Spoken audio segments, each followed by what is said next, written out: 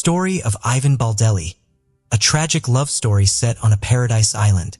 Sometimes, the pursuit of an earthly utopia can lead straight into an inescapable nightmare. Yet, a crucial element in this journey is the choice of a companion. Selecting who to share this pursuit with requires the greatest care, as even those we hold closest can sometimes transform into ruthless tormentors.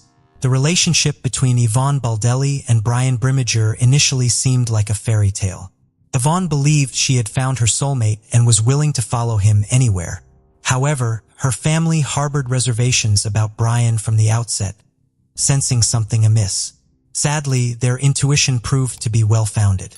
This tragic tale began in 2011, when Ivonne, seemingly blissful and in love, left with Brian for a tropical island. Unbeknownst to her, she was walking toward her own doom. Years later, her dismembered remains, along with those of her beloved pets, were discovered in a swamp, concealed in bags. Her family fought tirelessly for justice, a struggle that claimed the life of another family member. Who was Ivonne Baldelli? Born Ivonne Olivia Baldelli, née Fold, on June 30, 1969, she grew up in a small Southern Californian town, full of life and promise. She was the third and youngest child of Marjorie and James Fold, growing up alongside her older brother Michael and sister Michelle, with whom she shared a particularly close bond from childhood. When Ivonne was 13, her mother passed away after a long illness. A year later, her father remarried to Lillian Faust, and the grown children developed wonderful relationships with their stepmother, a kind and caring woman who loved her husband's children as her own.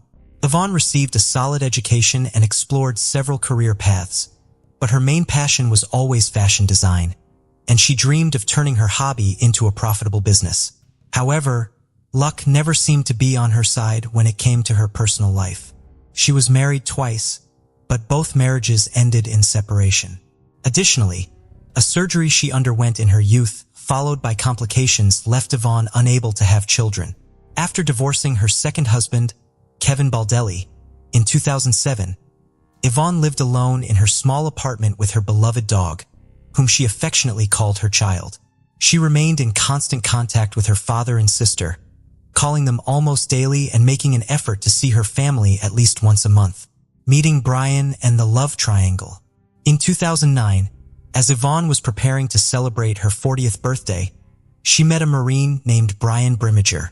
At that time, he was legally married and raising a young son with his wife. Despite this, Brian was open to having an affair and shared with his mistress how unhappy he was in his marriage, claiming he hadn't filed for divorce solely because of his child, whom he didn't want to distress. Baldelli fell for this fit and handsome man at first sight and believed every word he said. Having experienced the pain of a loveless marriage herself and knowing how hard it can be to leave such a relationship, she didn't rush her partner, believing that the presence of a child was indeed the main obstacle. However, Brian wasn't as straightforward and sincere as he appeared. From a young age, his attractive looks had made him very popular with the opposite sex. He was accustomed to juggling multiple relationships simultaneously and expertly deceived the women who fell for him, promising each one marriage, a family, and eternal love. It soon came to light that the married Brimmager was not only seeing Ivonne, but also had another mistress. This other woman was Christine Verhoeven, a stunning blonde with extensive connections. She was an analyst at the White House and had made a remarkable career during George W. Bush Jr.'s administration. When Ivonne discovered the existence of another rival, she decided to confront the issue head-on and was ready to fight for the man she loved. Gathering her courage, she called her lover's wife to inform her that Brian was cheating on her with not just one, but two women. This revelation sparked a major scandal, forcing Brian to make a difficult choice. Eventually, he chose Ivonne, though it's possible she pressured him into making this decision. A few months later, Brian officially divorced his wife and moved in with his new love interest. At that time, he was still serving in the Marines but had been contemplating ending his military career for a while. The couple seemed genuinely happy, but Ivonne's relatives remained wary of her new partner, doubting the sincerity of his feelings. Moving to a tropical paradise. In the summer of 2011, Brian began to talk about radically changing his life, leaving the service, moving away from the bustling city, and settling down on the tropical island. Ivan shared his sentiments, supported him in everything, and was ready to follow him wherever and whenever he decided. She believed she had met the most important man in her life and adored him. By September of the same year, the decision was final. The couple chose to move to Panama and settle on the small island of Caranero, a place that could truly be called a paradise. Ivan informed her family just before leaving, so they had no chance to persuade her to reconsider. Ivonne sold her apartment, quit her job, and started packing for the journey. She took only a few bikinis, shorts, tank tops, and her sewing machine, hoping to fulfill her dream of opening a small boutique to create and sell custom outfits to tourists on the new island. In early September, Brian, Ivonne, and her beloved little dog flew to Panama. They spent a couple of days in the country's capital before taking a ferry to Caranero Island, where they rented a house right on the oceanfront. The climate was hot and humid with little temperature variation, attracting a steady flow of tourists throughout the year, primarily diving and surfing enthusiasts. The island was just 1 square kilometer, so one could leisurely walk around it in about an hour. All the infrastructure was located along the coast, while the interior was dense jungle and swampy areas teeming with venomous snakes, spiders, and other wildlife, making it unsafe to venture into. Brian, who had been an excellent guitar player since his youth, brought his instrument with the intention of starting a musical career on the island, performing in entertainment venues. Within a week after moving, he had made connections with several local bar owners, and one of them happily offered him a job. He played in the evenings, entertaining the crowd, but his appreciative audience often bought him drinks as a compliment, leading him to drink heavily almost daily. Yvonne's business also developed very slowly with weak sales and virtually no profit. However, she didn't lose heart. She started working at one of the bars and even adopted a second dog she found on the island and decided to keep. She communicated with her sister Michelle Valenzuela almost daily, sharing everything, but her messages became increasingly shorter and more somber, which worried her family. The first few months on the island seemed like paradise to the couple. Ivan hoped that Brian would propose and they would have a romantic wedding ceremony on the ocean shore. The time passed.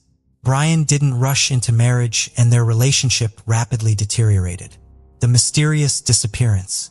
In early December, Michelle stopped receiving messages from Yvonne, which raised her concerns significantly. Then on December 14, 2011, Brian unexpectedly called Michelle, inquiring when he could stop by to pick up his SUV, which he had left in her garage before heading to Panama. This call and question caught Michelle off guard. It meant Brian had returned to the US and wanted to retrieve his vehicle. But where was Yvonne? Why hadn't she come back or even called? In response, Brian claimed he had explained everything in an email sent a few days earlier. He also mentioned that his now ex-girlfriend had supposedly sent her a message explaining the situation.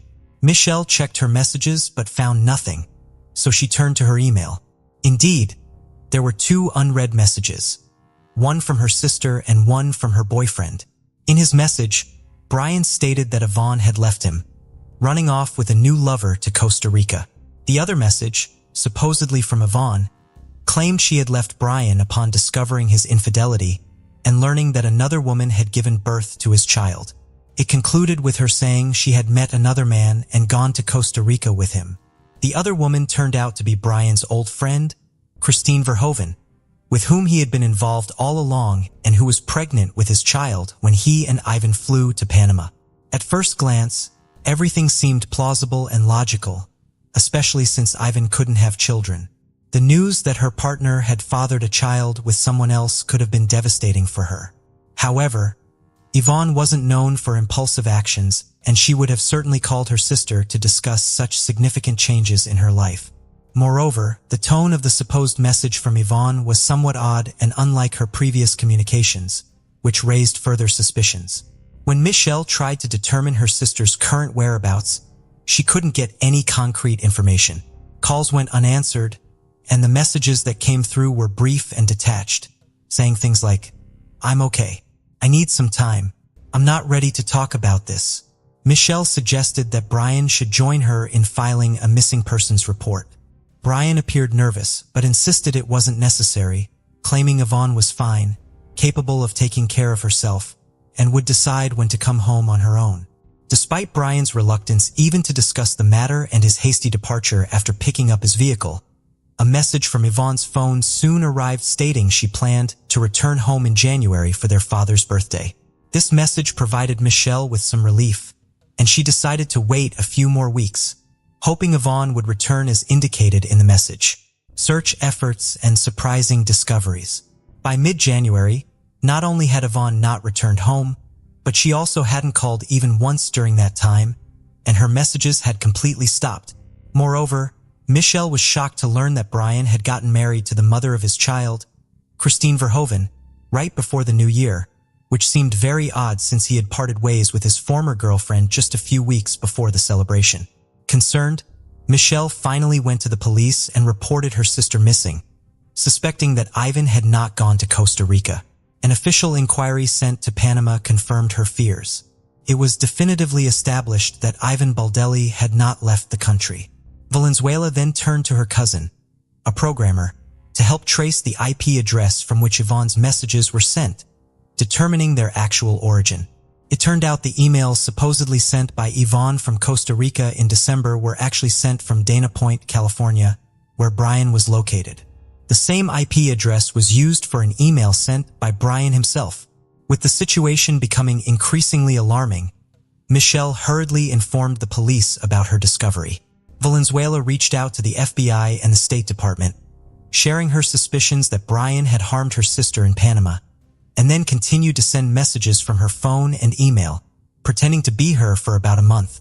However, there was not enough solid evidence at the time to arrest him, so law enforcement could only interview him and continue gathering proof of his guilt.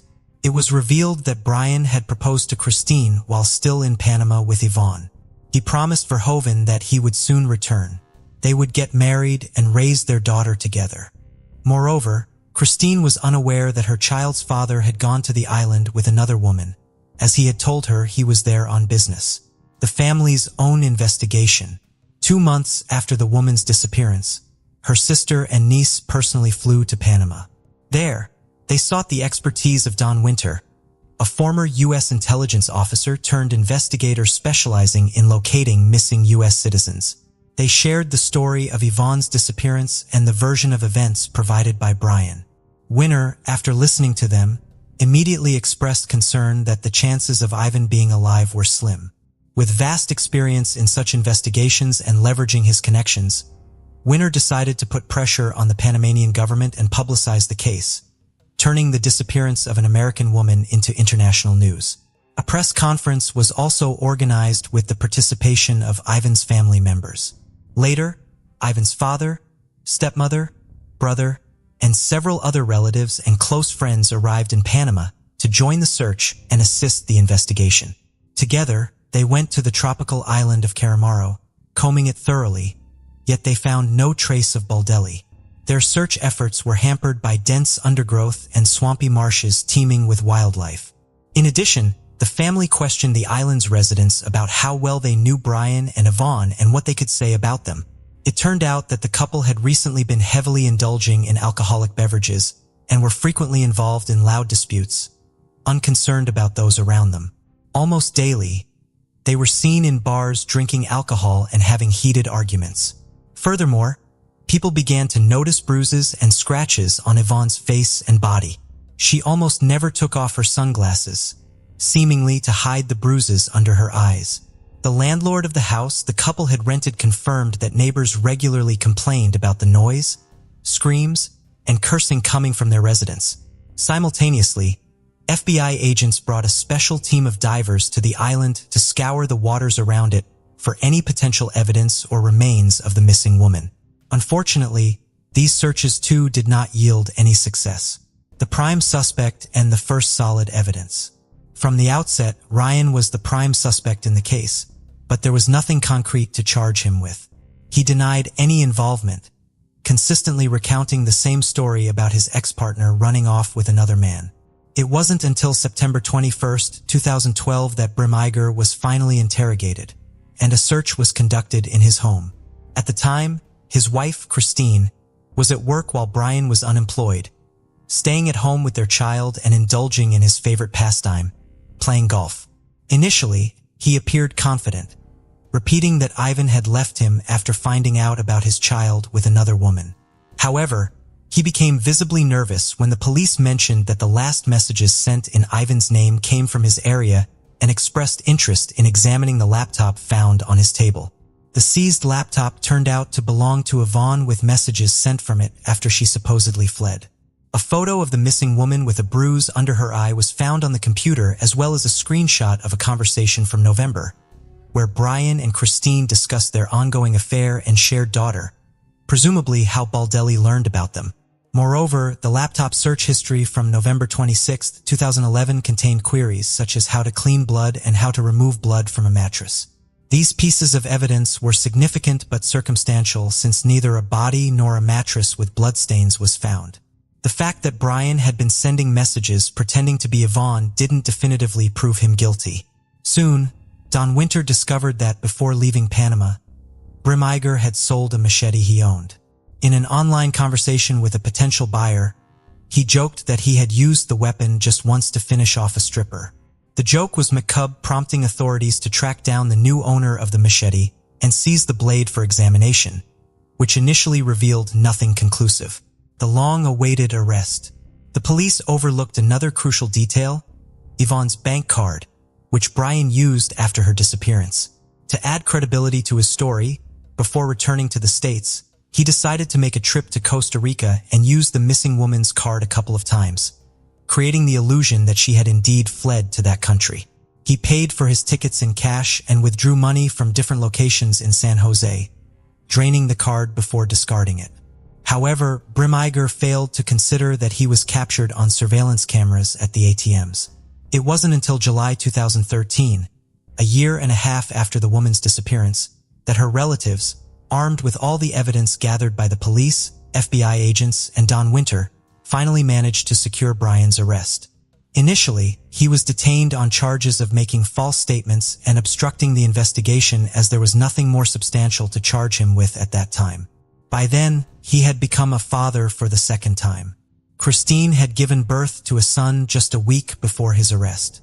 Authorities attempted to engage the suspect in a candid conversation, offering him a chance to confess to the crime and disclose the location of the body, but Brian consistently denied any wrongdoing. His lawyer also insisted on the absence of a body or direct evidence, proving Yvonne's demise and Brian's involvement in it. The gruesome discovery in the swamp.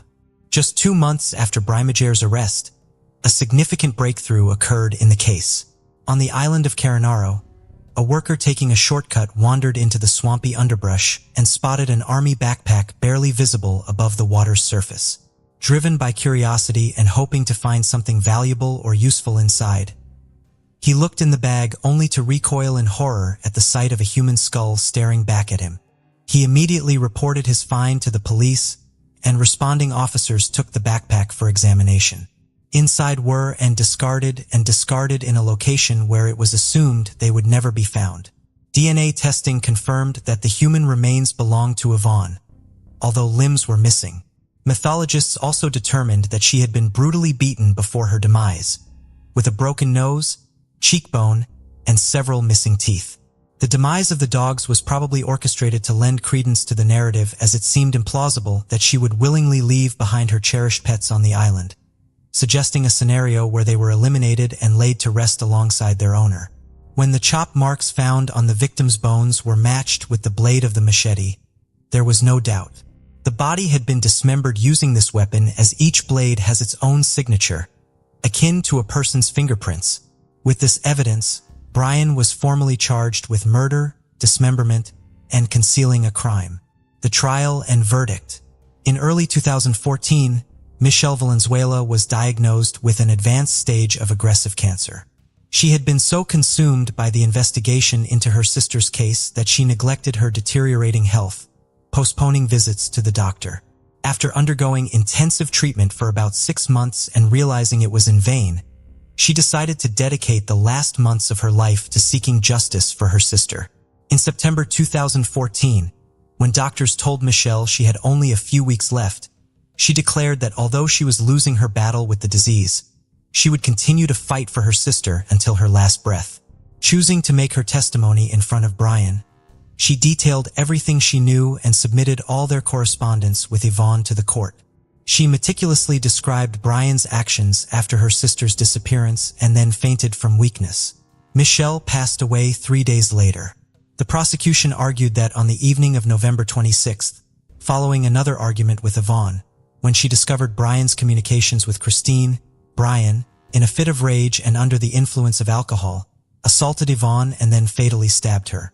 He then dismembered her body in the bathtub using a machete, also using it to take the live Yvonne's beloved dogs, and placed the remains in his military backpack. The limbs that didn't fit in the bag were dumped in the ocean, dropped off a rocky cliff early in the morning along with the blood-stained mattress. Brian carried the backpack deep into the island and submerged it in a swamp. For the next few weeks, he continued living in the same coastal house, meticulously erasing any evidence of the crime. He told everyone on the island a story about his flighty girlfriend leaving him for a new lover, a story that sounded convincing enough that locals sympathized with Brian. And he even managed to find a new girlfriend, Nicole Powell, who comforted him for a few weeks until his departure to the U.S. However, at the trial, Nicole testified against Brian, accusing him of lying and cruelty. Faced with irrefutable evidence, Brian was forced to admit his guilt, but insisted that it was self-defense, claiming Ivonne had first attacked him with a knife, which he then used against her. He claimed all subsequent actions were carried out in the state of shock, asserting he didn't remember dismembering and packing the body, taking the lives of the dogs, and so forth. However, his internet searches and attempts to eliminate evidence spoke to his full awareness and attempts to fabricate a story to justify Yvonne's absence. In the spring of 2016, Brian was found guilty of manslaughter and sentenced to only 26 years in prison with the possibility of parole in 2035. His service in the Marines was considered during sentencing, allowing him to avoid a life sentence. Lastly, Brian's wife, Christine Verhoeven, stated she still believed in her husband's innocence and would support him no matter what. Andrea Knabel, a 37-year-old single mother of two, lived in Louisville, Kentucky. A graduate of the University of Louisville, she had been working as an analyst for Humana, an insurance company, but was laid off shortly before the summer of 2019. Adding to her struggles, her car was recently totaled in a hit-and-run accident. On the night of August 13, 2019, around 1 a.m., Andrea left her sister's home in Louisville's Audubon Park neighborhood after a family argument. Distressed, she made several phone calls between 1:30 and 2 a.m., attempting to arrange a ride. Shortly thereafter, she was seen walking along the 4,000 block of Finn Castle Road. Since that night, Andrea has neither been seen nor heard from, and her cell phone activity ceased entirely. Investigators discovered that several security cameras in the vicinity of her last known location were not functioning, complicating efforts to uncover what happened to her. Andrea's family has been dedicated to the search for her, putting up flyers and going door to door looking for potential witnesses. In addition to her family's efforts, a massive volunteer effort has been made in Andrea's case, in part due to her own efforts to help locate missing individuals. Andrea was a member of Missing in America, an organization of volunteers that helps look for individuals who have gone missing. She was an active participant in a search in Ohio just 5 months before she herself went missing. According to Nancy Schaefer-Smith, the founder of Missing in America, Andrea is the first member of the organization to go missing. Other volunteers from the group have traveled to Kentucky from all across the United States to help in the efforts to find Andrea. In addition to Andrea's fellow volunteers from Missing in America, volunteers from the Louisville community have also participated in several organized searches for her. There have been several reported sightings of her in the greater Louisville area that have caused the locations of these searches to shift. The most recent of these potential sightings, as of the making of this video, came on October 1st, 2019, when police in Clarksville, Indiana, just across the Ohio River from Louisville, announced that there had been an unconfirmed sighting of Andrea in their town. This sighting, along with all the other potential sightings of Andrea since August 13th, has not been confirmed. Due to Andrea's work with Missing in America, her family does not believe that she would willingly disappear. She was aware of how much heartache it would cause her loved ones and of how much effort volunteers would put into looking for her. Furthermore, they argue that she could not stand to be away from her sons for this length of time. The search effort for Andrea remains active, but her disappearance remains unsolved. Michael McLean grew up in Stamford, Connecticut and graduated from Stamford High School in 2008. Around 2012, he moved to Manchester, New Hampshire to attend Hesser College. He graduated with a degree in criminal justice and decided to remain in New Hampshire. In 2019, the 29-year-old was living in Manchester and working for Easter Seals, a non-profit organization.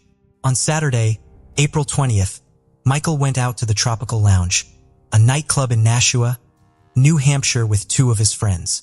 In the early morning hours of April 21st, two women got into a verbal altercation inside of the club.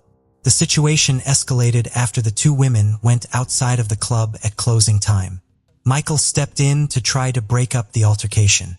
Michael was not directly involved in the disagreement, but he had tried to break up a fight he witnessed at least once before. According to his family, this kind of behavior was very much in line with Michael's good-natured personality. Michael did appear to at least know one of the women involved in the altercation and had danced with her earlier in the evening.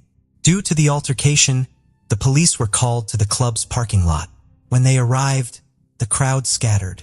At this point, Michael was separated from his friends. They looked for Michael for 45 minutes. Michael did not answer their phone calls and his car was still parked on Orange Street, less than a mile from the club where he had left it earlier in the evening. Michael's friends then left to return to Manchester without him. Michael's best friend and roommate, Ben Harris, was not at the apartment he shared with Michael that weekend. He had gone to Boston to celebrate Easter with his family. He, therefore, was not there to notice that Michael never arrived home after his night out. He did notice when Michael never came home Sunday night. Michael's family took notice when he did not return phone calls from his mother and grandmother on Easter Sunday. His job took notice on Monday morning when the usually dependable Michael did not show up for work. He was reported missing to the police on Monday, April 22nd. There has been no activity on his social media or financial accounts since he went missing. According to police, Michael left the club at approximately 1:45 a.m. At 1:49 a.m., Mike placed a phone call to his boss, during which he told her, "They're after me more than one." It would not have been unusual for Michael to call his boss if he were in trouble. He had a good relationship with her and had called her before in situations where he needed a ride or was having trouble with his car. The call disconnected after 2 minutes. Michael's boss immediately tried calling him back, but Michael did not answer. She sent him texts at 154 and 218, but he did not respond to either of them. She made one more attempt to call him at 2:25, but he again did not answer the phone. While Michael was not replying to his boss, his phone was sending out texts during this time. He sent a series of texts to one of his neighbors, but not all of them make sense. Michael's father believes that it is possible that at least some of these texts were the result of the text-to-speech function on Michael's phone, meaning that Michael did not mean to send the texts, but his phone transcribed words or sounds it recorded him saying. Eldridge is the name of a small side street not far from the Tropical Lounge that Michael may have run down while trying to get away from the individuals who were chasing him. But by the time he sent the text referencing it, he would most likely not have been near that street because other evidence places him at a different location. The last text message Michael received on his phone came in at 2:27 a.m. and the phone was last pinged at 2:30 a.m. At this time, the phone was at a McDonald's on East Hollis Street, less than half a mile down the street from the Tropical Lounge. The police were able to confirm that Michael was actually at the restaurant through witness statements from McDonald's employees and an acquaintance of Michael's who saw him there. Police could not track Michael's movements using his phone past 2:30 a.m., most likely because his battery had died. Surveillance footage next shows Michael at a Speedway gas station further down East Hollis Street. Inside the gas station, Michael asked if he could use their phone. It is unclear if he actually made a call there. Michael's father went to speak with the employee who had been working at the gas station that night, but he was not able to follow basic conversation or provide coherent answers to questions. Mr. McLean believed the employee had some sort of substance abuse problem. The last known footage of Michael was taken at 3:30 a.m. The last known footage of Michael was taken at 3:30 a.m. Michael was picked up by multiple cameras at the residences at Riverfront Landing, a new condo complex on Bancroft Street, a side street off of East Hollis, further east from the Speedway and McDonald's. The last time Michael is seen on video, he was exiting the complex. Michael being there confirms that he was continuing to head east on Hollis Street. It is unclear why Michael went off the main road and into the condo complex. If he had stayed on Hollis, he would have had to go over a bridge, but the bridge did have a sidewalk and lighting, so he could have done so. Michael's father believes that his son may have walked into the complex to try to trick someone following him into thinking that he lived in the complex and was going inside his residence. The Nashua police claim that no one was following Michael that night, but his parents are not fully convinced of this. The fact that Michael told his boss that he was being chased right after leaving the club seems to indicate that he ran into trouble there. An ex-boyfriend of the woman Michael had been dancing with had reportedly been at the Tropical Lounge that night, providing a potential motive for someone to go after Michael. Given the fact that Michael was last seen on surveillance footage near a river, there is a possibility that he accidentally fell into the water, but this seems unlikely. There were multiple obstacles between where Michael was last seen and the river, including a dry well and a wooded area. Furthermore, Michael would have had to go up a grassy hill, slick from recent rain, in order to go towards the water. From there is a section of river rock and then a section of small boulders that Michael would have had to get over in order to get into the water. It is unclear exactly why Michael kept walking east on Hollis Street. Hollis is a main street and was relatively well lit. So if Michael was being followed, it would make sense for him to stay on that street. He may also have gone into the McDonald's because it was one of the few places in the neighborhood that was open 24 hours, and he felt safe waiting out the individuals who were following him there. It is unclear why he did not call his friends to come meet him and why he continued east when his phone died and he needed to make a call. My personal theory is that Michael mistakenly believed that he was walking back to his car, even though in reality he was walking away from it.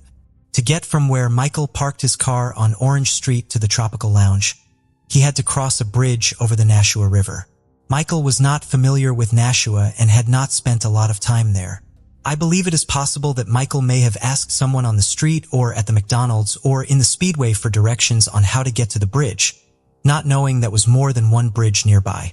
This theoretical person may have told Michael to keep going east on Hollis, where there was another bridge going over the Merrimack River, assuming that this was the bridge Michael was asking about.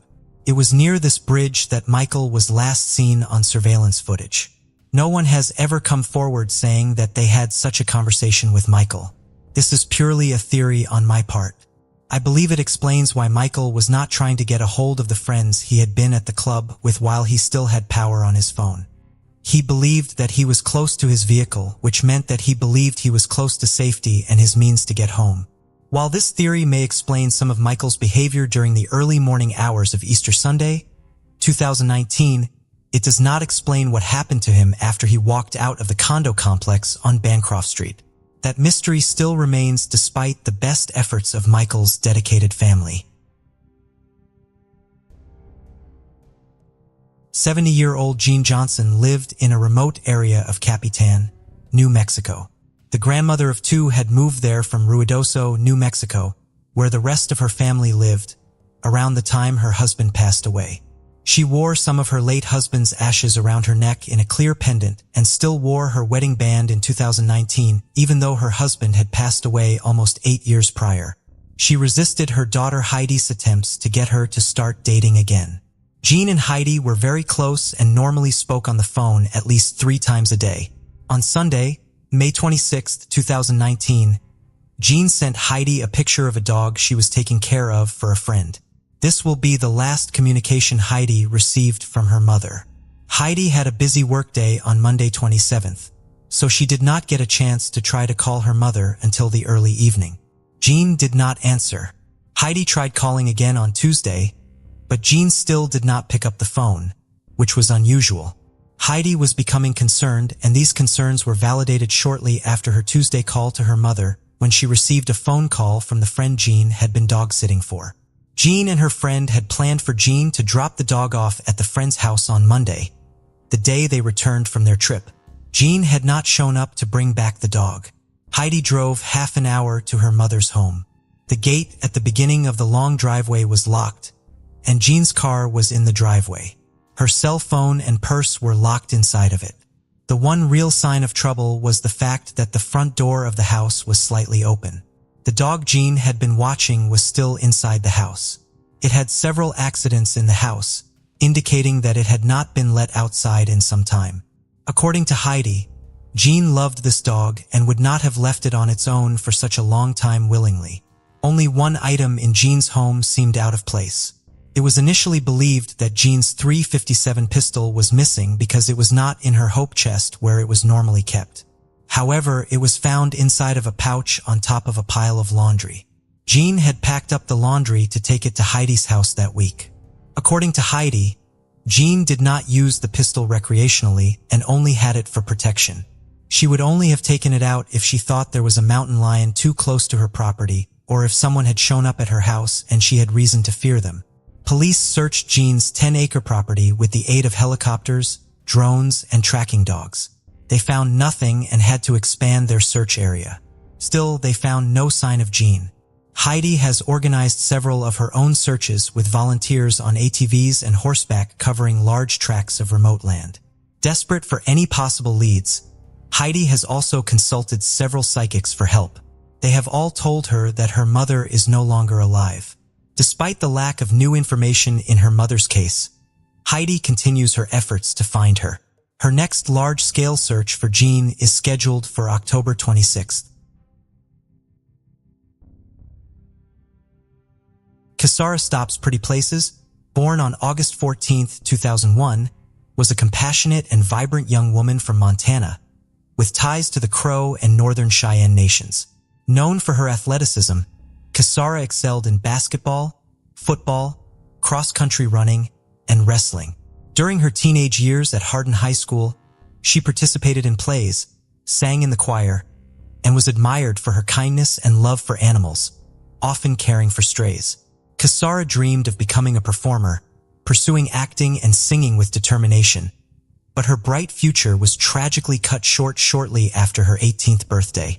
On August 24, 2019, Casara was last seen in Hardin, a rural town near the Crow Reservation where she lived with her grandmother and legal guardian, Yolanda Frazier. Though it's unclear where Casara was heading that day, she had planned to meet her mother the next day for a trip to North Dakota. When Casara failed to show up and stopped responding to texts, calls, and social media, a significant red flag, her family grew increasingly concerned. That same day, Casara's aunt, Priscilla Boltio, tried to report her missing to the Big Horn County Sheriff's Office. However, she was falsely told there was a mandatory waiting period before filing a report. Under Montana law, anyone under 21 is considered a minor, and an Amber Alert should have been issued immediately. Instead, it took until August 27th for her family to officially file a missing persons report. Authorities dismissed their concerns, claiming Casara was likely with friends, despite her uncharacteristic silence. Following her disappearance, law enforcement's response was minimal. Reports indicate they did not actively search for Casara, nor did they distribute flyers to help trace her last movements or encourage witnesses to come forward. Priscilla felt that Casara's troubled past and history of running away led law enforcement to disregard her case. This lack of urgency and support left her family struggling to uncover the truth about what happened to Casara. Although much of the 18-year-old's past remains a mystery to the public, it has been noted in recent articles that she had some issues with alcohol. In April of 2019, she was found unresponsive at school because she was heavily intoxicated, and she had to be rushed to the ER. Then on August 29th, a passing jogger discovered Casara's body by a woodpile in the back garden of a home at the intersection of Mitchell Avenue and Rangeview Drive in the Hardin suburb, where she was last seen alive 5 days earlier. The homeowner was out of town when her body was found and had no connection to the teenager. Casara's family were not notified immediately that a body had been found. Reports of a teenager's remains being discovered began circulating on social media, and the family caught wind of the rumors. They began to fear the worst. Vasilia went to the scene to ID the body, but was turned away without being able to view the remains, and the local media were not alerted to the fact that a body had been found. Casara's mother, along with Yolanda, then went to the local mortuary so they could view the body on September 1st. But they were informed that the body didn't belong to the missing team, and so the family continued the search. It wasn't until 10 days later it was revealed that the body was in fact Caesar's. The coroner ruled that she had perished on August 26th and that her death was suspicious. Her remains were already badly decomposed, so the cause of death could not be determined. Asphyxiation could not be ruled out. Following this discovery, the teenager's family kept the pressure on law enforcement to investigate the death. On September 12th, Casara's mother, Geraldine, was told by Terry Bullis, the county coroner and the owner of Bullis Mortuary, that her daughter's remains had to be cremated in order to be returned to the family, despite the fact this was against the family's cultural beliefs and would remove the possibility of further examinations of the body. Furthermore, the family had wanted the Dahl Funeral Home in Billings, Montana to handle funeral arrangements, but Bullis made them use his business and ordered Casara's cremation before other family members arrived in Hardin.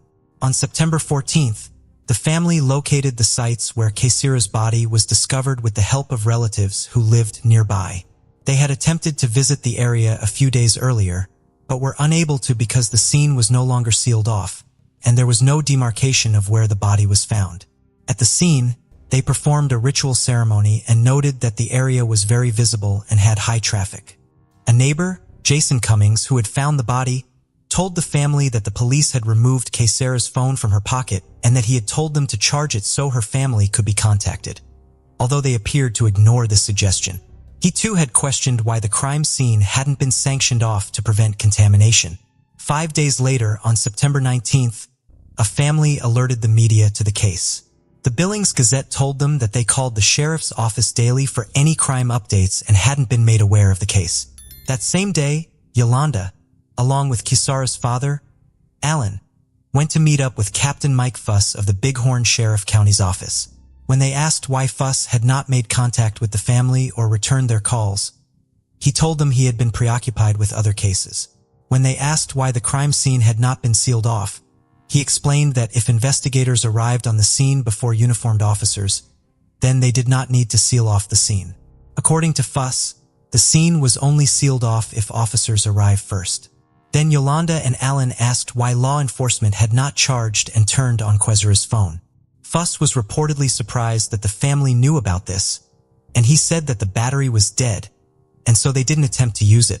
Casara's family countered this by noting that they could have charged the phone and looked at her recent communications. But Fuss said they couldn't get into that phone and that not even the FBI could. Furthermore, Fuss implied that Casara had died from alcohol poisoning where she was found and seemed angry when the family told him they were offering a $5,000 reward for any information. He also revealed that the original investigator on the case, Jeremy Middlestat, had stepped down because he, quote, couldn't handle it. Notably, Casella's family were not interviewed by law enforcement until this time.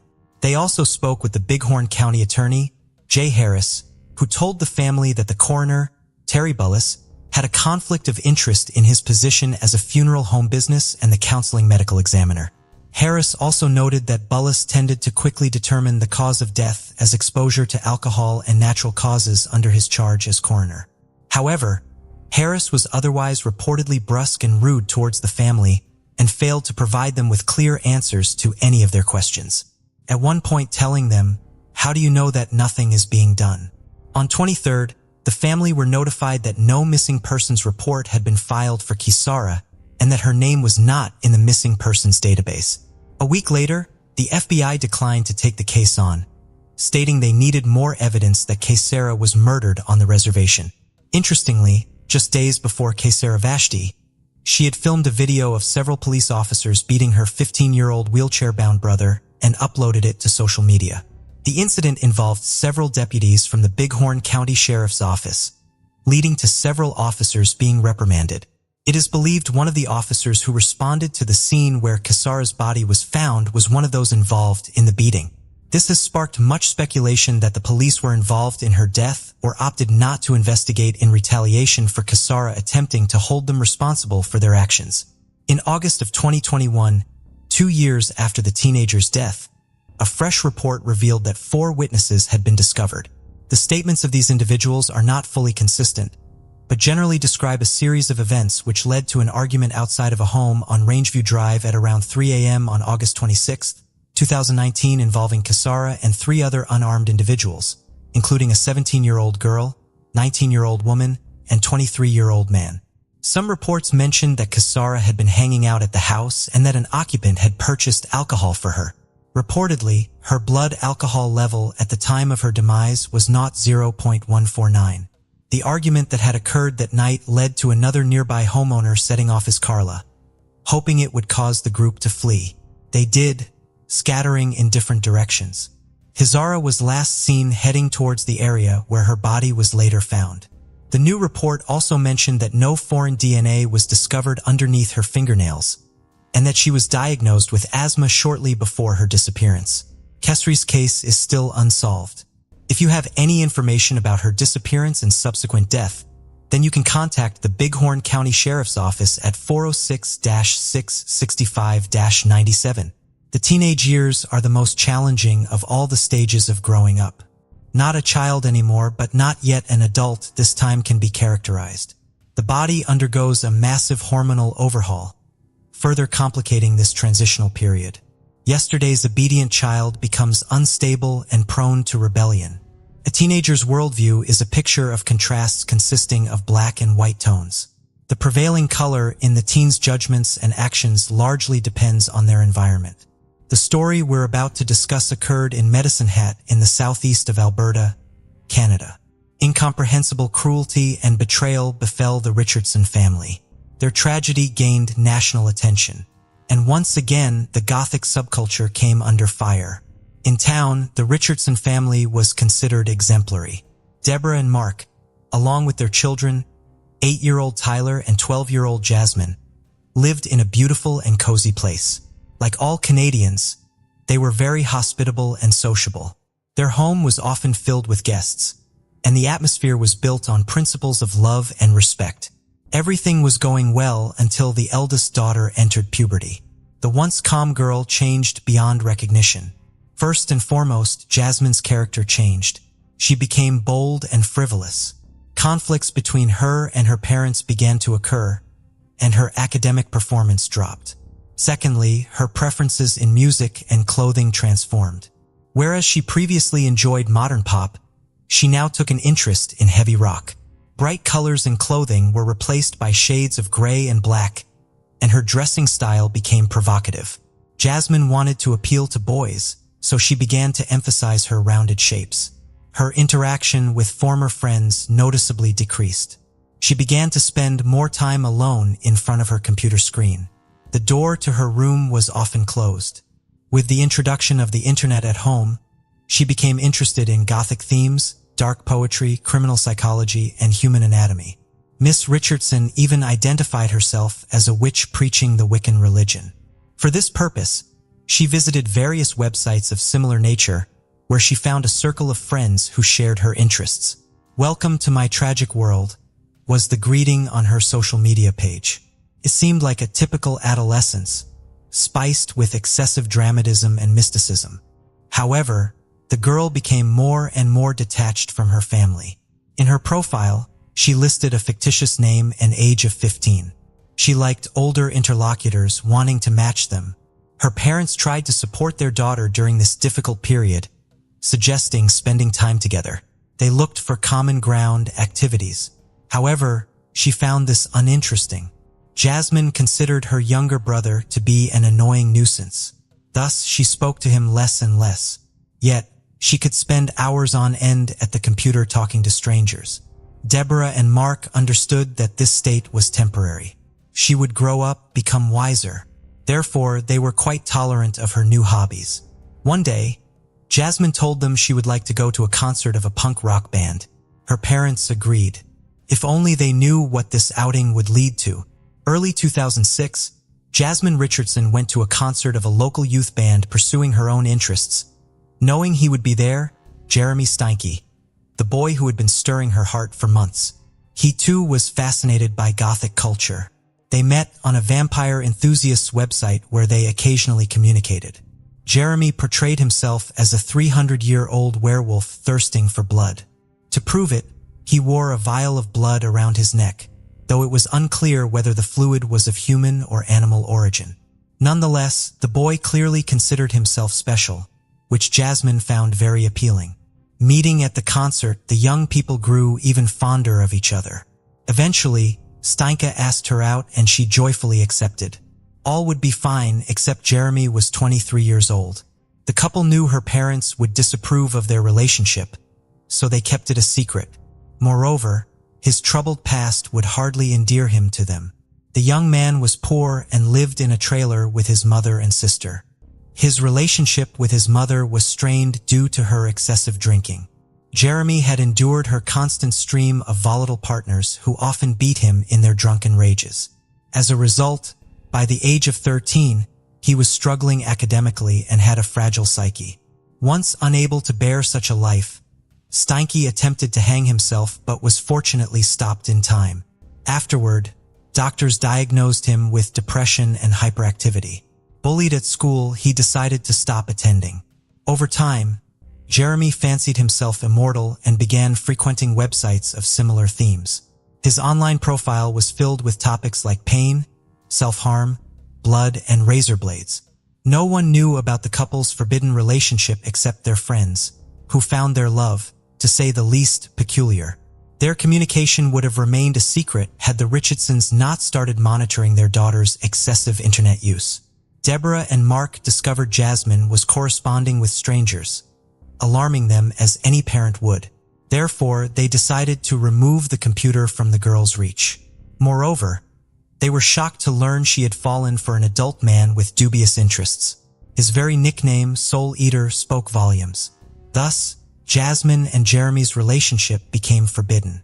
To help their daughter break free from this destructive relationship, Deborah and Mark sought a psychologist's help. They sincerely believed that counseling would benefit their parent-child relationship. To their delight, it did. Jasmine showed compliance and seemed to be returning to a normal life. Promising that it was all in the past, she got her computer back. This became the Richardsons' last fateful decision leading to their demise. Saturday, April 22, 2006. Preparing for bed, Mrs. Richardson heard a noise in the basement. Rats again, she thought. Descending, she turned on the light and saw a person in a ski mask. He stood opposite her, looking at her. Startled, she screamed. The stranger rushed at her, covering her mouth. His efforts were in vain. Deborah struggled and screamed louder. He stepped back, drew a knife, and stabbed her in the chest, then again and again. Hearing his wife's screams, Mark rushed down, grabbing the first thing he could find, a screwdriver. He had been fixing an outlet that day and by sheer chance left the tool out. Entering the basement, he was met with a horrific scene. His wife lying in a pool of blood and someone standing next to her. Mark immediately attacked the intruder but received a stab wound to the stomach followed by more stabs.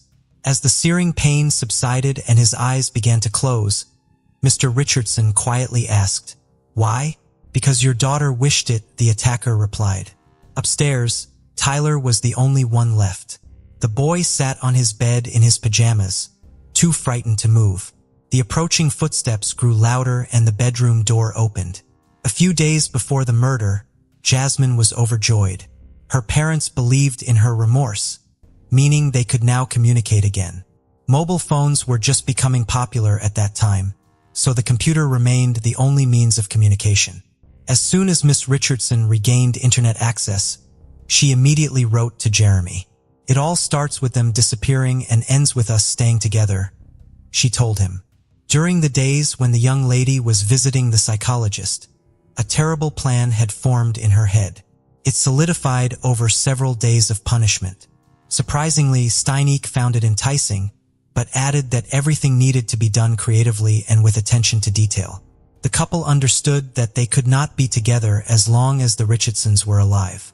Later, Jasmine's friends recalled how often she spoke about her parents, particularly how much they annoyed her.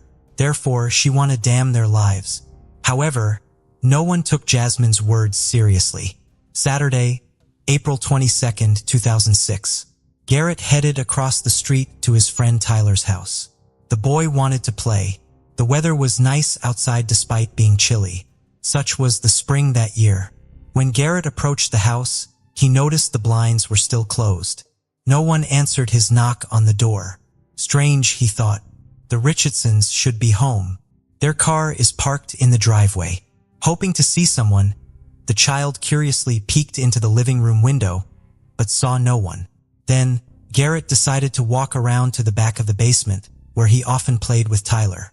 Peeking through the window, he saw something strange on the floor. It appeared to be two silhouettes in a pool of blood. The boy informed his mother.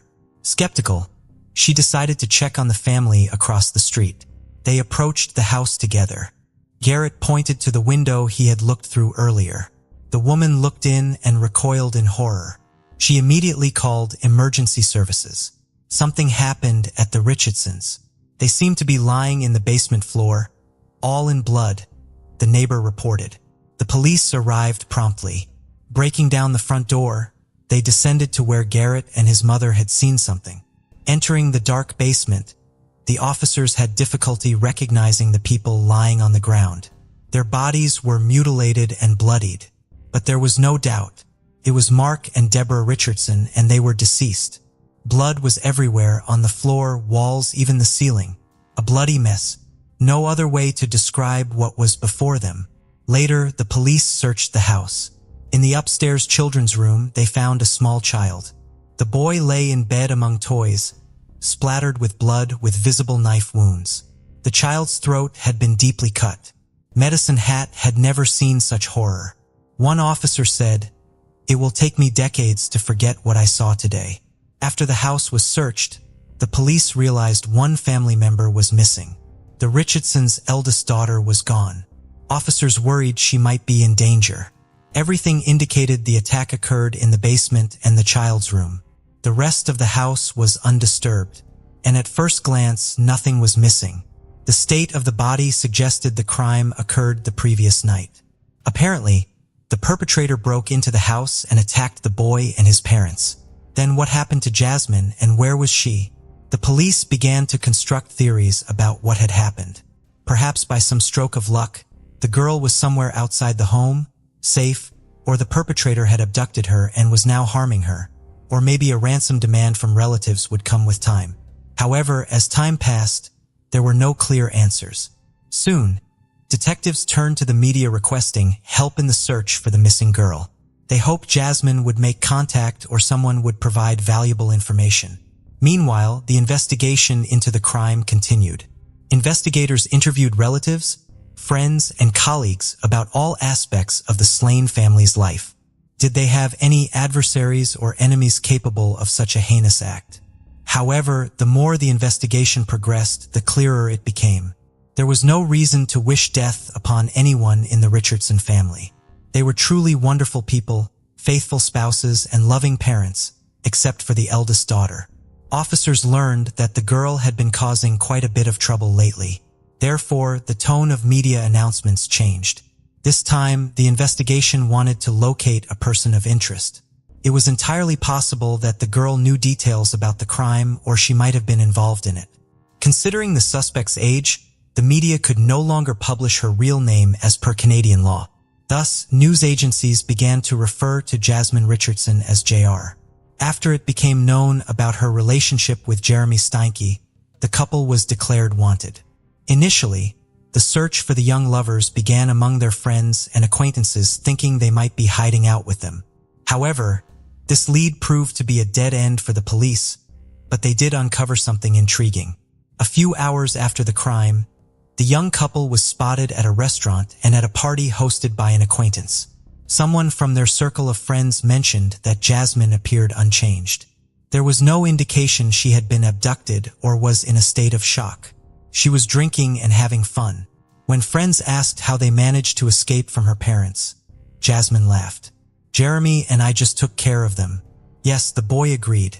"I carved them up like fish." The party guests laughed, thinking it a grim joke, unaware that the statement was true.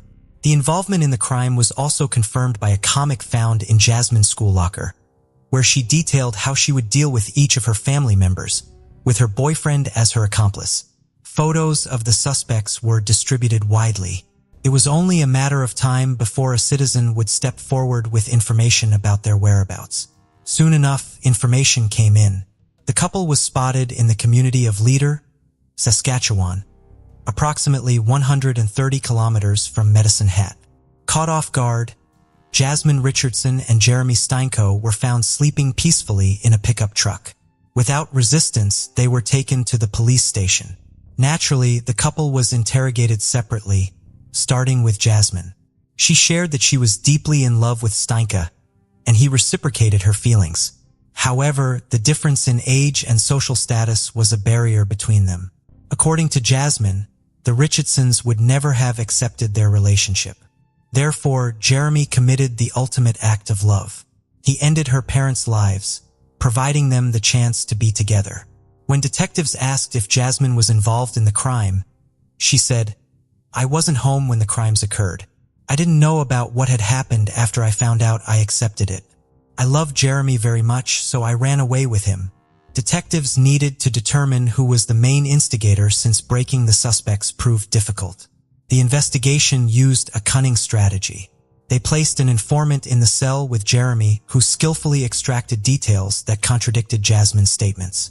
Jeremy confessed to the informant that the plan to end her parents' lives was Jasmine's idea. Initially, he was not supportive, but agreed after they discovered the forbidden love and took away her computer. "I took care of Deborah and Mark Richardson, and Jasmine took care of her younger brother herself.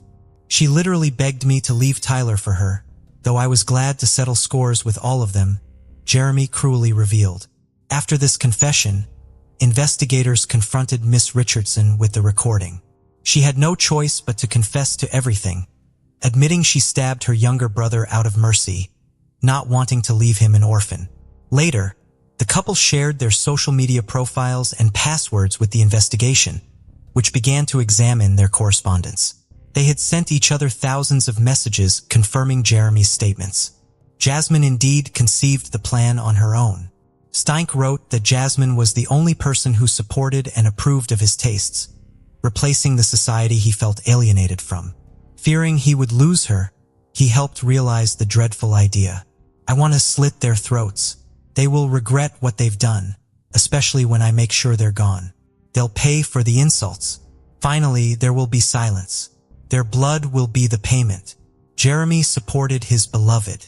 His friends also reported that just a few hours before the attack, they watched the 1994 film Natural Born Killers, which portrays a couple committing 9 heinous murders. This story inspired their friend, who said he wanted to enact a similar plan with his girlfriend. "I think it's the best love story of all time," Steinke said. With sufficient evidence at hand, the suspects were charged with 3 counts of homicide. The detectives pieced together the confessions of the accused, witness testimonies, and other case evidence to form a clear picture of the crime. Before the act, Jeremy was intoxicated. Jasmine let him into the house and guided him to the basement, where he attacked her mother. Deborah was the first to die, suffering 12 stab wounds across her body. The deepest wound pierced her chest, reaching 12 centimeters deep and striking her heart. In a rage, Jeremy mercilessly continued his assault on Mark, who sustained 24 wounds, 9 of which were in the back. Like his wife, the family patriarch bled out on the basement floor. Tyler Richardson was the last to die. While Steinke was dealing with the parents downstairs, Jasmine inflicted 5 stab wounds on her younger brother upstairs. After Jeremy finished, he went upstairs to help his girlfriend with the child, coldly slashing the boy's throat as if carving a pumpkin. Afterward, Jeremy went home to wash off the blood, while Jasmine caught a taxi to a restaurant where the couple had agreed to meet. After discussing the night's events, they headed to a party. A friend of Jeremy's, Casey Lancaster, helped them dispose of the evidence and reach Saskatchewan. Words fail to describe the horror they created. The couple embarked on their murderous spree with such ease and nonchalance as if driven by some otherworldly force. It is shocking that during interrogations and their time in custody, not a word of regret or remorse was uttered for their actions.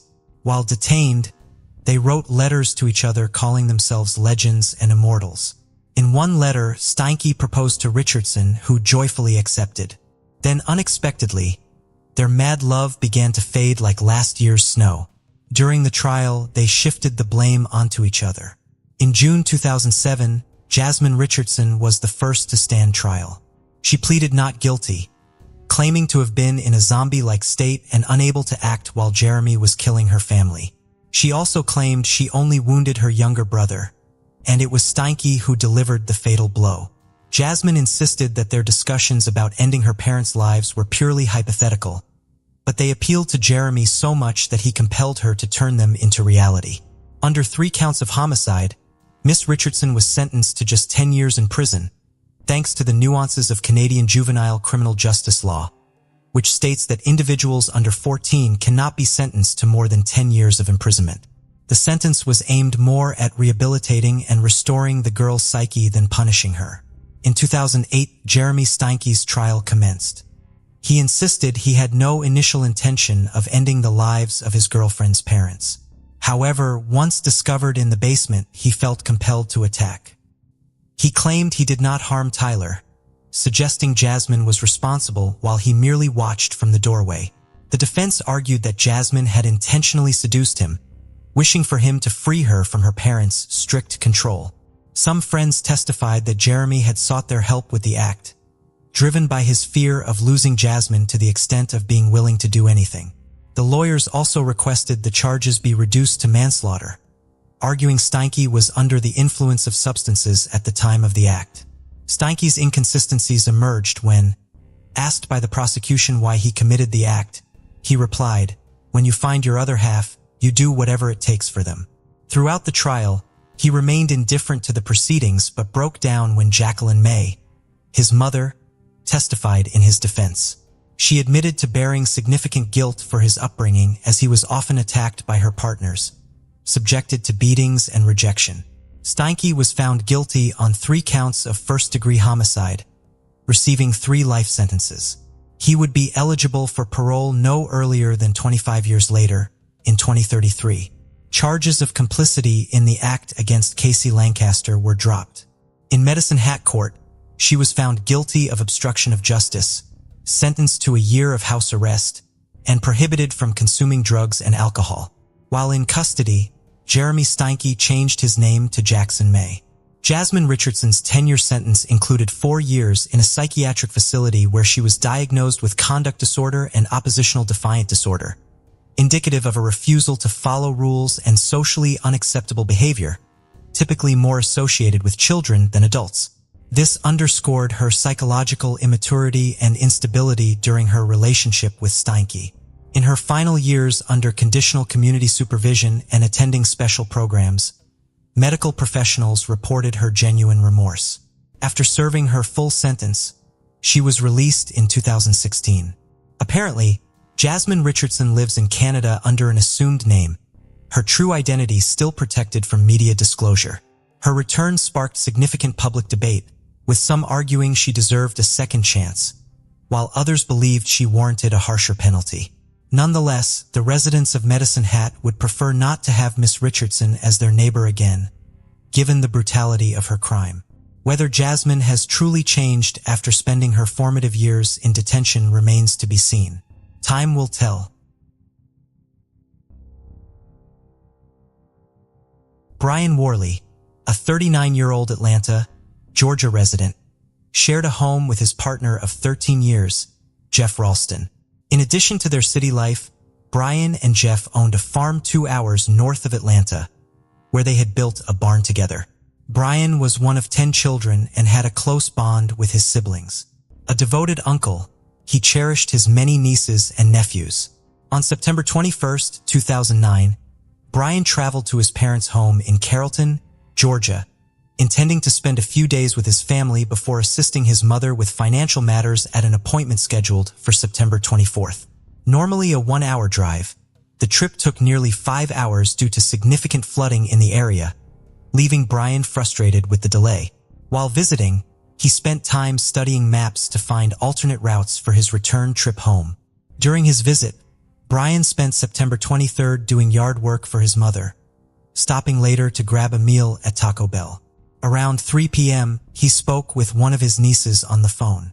That evening, he stayed at the home of one of his sisters, enjoying time with his family before continuing with his plans. He spoke to Jeff on the phone around 9:30 p.m. while he was still there. Brian then returned to his parents' home where he was staying and called Jeff one more time to discuss an upcoming trip they were taking to visit another one of Brian's sisters in Florida. The following morning, Brian failed to show up for the appointment at the Carroll County Probate Court that he had come to town to attend. Records showed that Brian paid a Carrollton water bill at 3:17 that afternoon, but his family does not believe that this happened on the date and time in the city's records. While the water company maintains that this record is correct, when shown a picture of Brian, none of the people working there who would have accepted the payment recognized him. Brian's car, a blue 1992 Buick LeSabre, was missing from his parents' home, but his cell phone, money, medication, and clothing were all left there. According to Brian's family, he was in good health overall. However, Brian did have a pacemaker, which meant that a medical emergency could not immediately be eliminated as the reason behind his disappearance. Brian's family tried to report him missing to the Carrollton Police Department on Friday, September 25th, but police would not take the report, believing that Brian had gone somewhere on his own accord, purposely leaving his cell phone behind. They finally took the report the next day, and on Monday, September 28th, investigator Tony Johnson was assigned to Brian's case.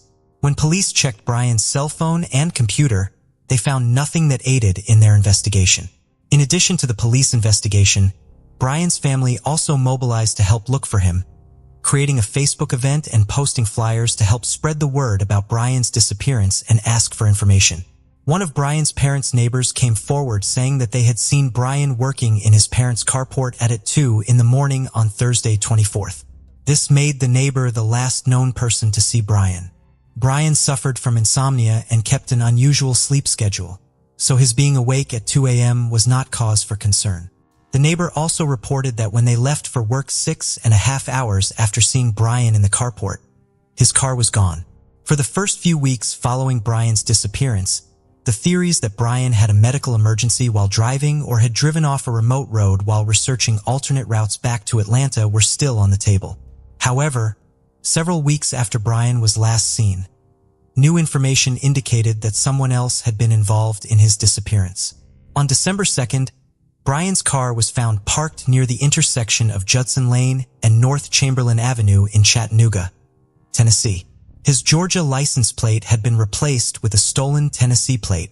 The keys to the car were in its ignition. Inside the car were the book Brian had been reading at the time of his disappearance and the receipt from his visit to Taco Bell on September 23rd. The container of change Brian kept in the car was still in the car's console.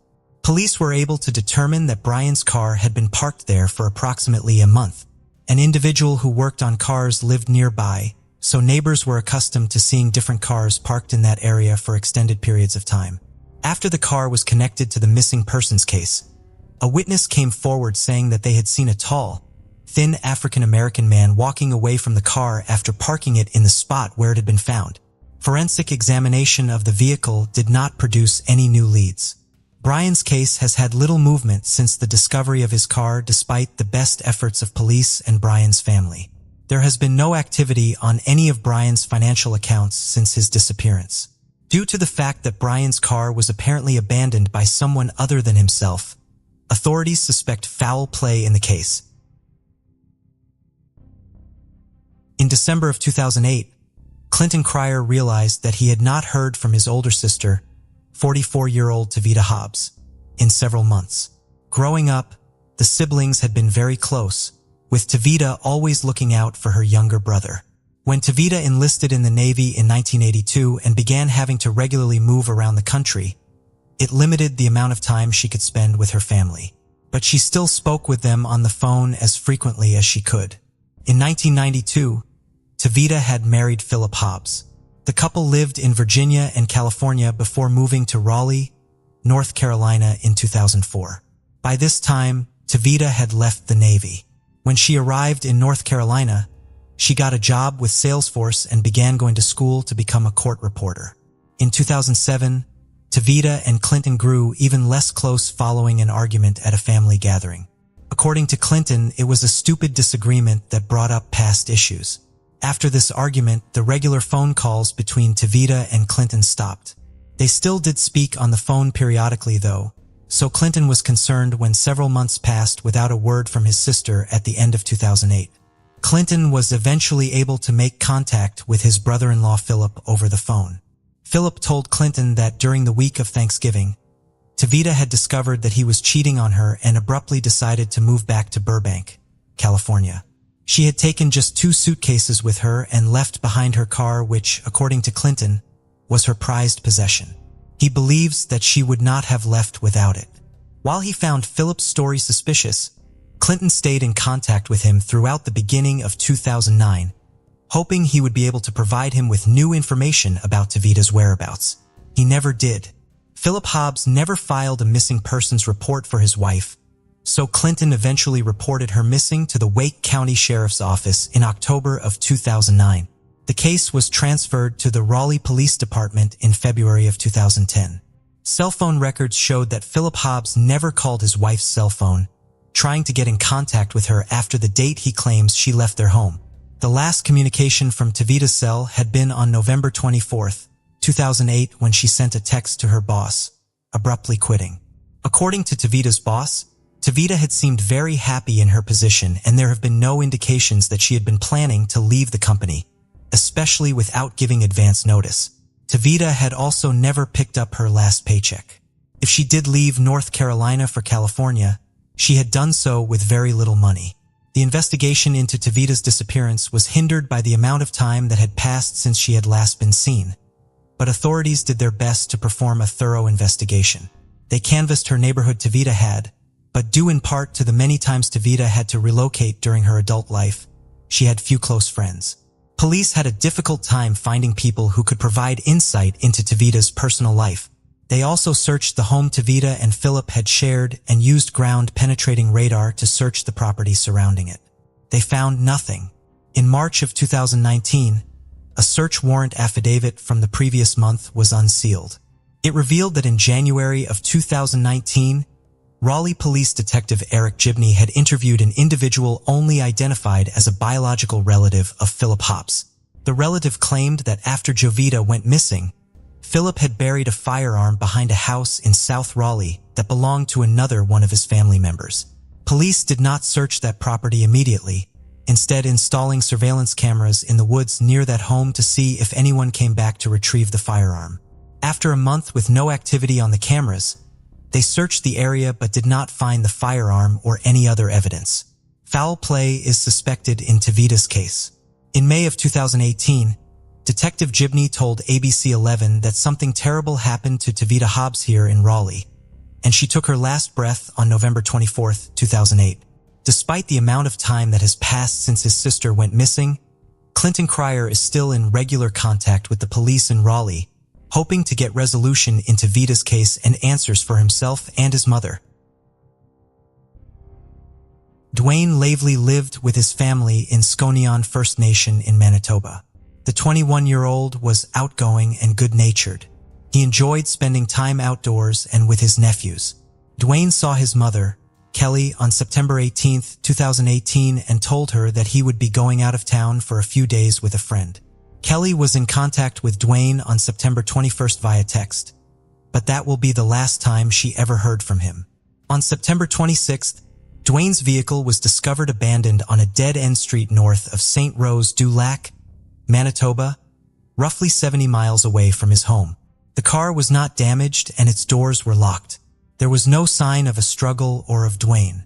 The discovery of the car triggered a massive search for Dwayne. Investigation by the Royal Canadian Mounted Police would reveal that the last sighting of Dwayne was on September 22nd at around 2 p.m. Dwayne was seen putting gas in his vehicle at a gas station in the Ebb and Flow First Nation, 25 miles east of where the vehicle would eventually be found. The air and ground search was initially focused on the outskirts of ebb and flow. In addition to the resources from the RCMP, the effort received an enormous amount of support from the community, both in Skonan and in ebb and flow. Dwayne's family, immediate and extended, has been a major part of the search effort. The Bear Clan Patrol, a community-based safety organization for the Aboriginal community, was also involved in the ground search. Helicopters scanned the area from the air, and individuals on foot and on horseback looked for Dwayne on the ground. The areas being searched were difficult to cover due to high grasses and dense vegetation. As the search continued, the conditions the volunteers faced became even worse. By October, snow was falling in the search area. The weather complicated efforts to find Dwayne, but between 50-70 per day were still coming out for searches. In the spring of 2019, volunteers were still out searching for any sign of Dwayne, even in the cold and rain. In May of 2019, the RCMP conducted another air and ground search of their own near where Dwayne's vehicle was found. By that time, they had also interviewed more than 80 people as a part of their investigation. By the fall of 2019, that number had risen to over 100. In addition to conducting physical searches, Dwayne's family has also held marches and started a Facebook group to spread information for volunteers and ask for information from the public.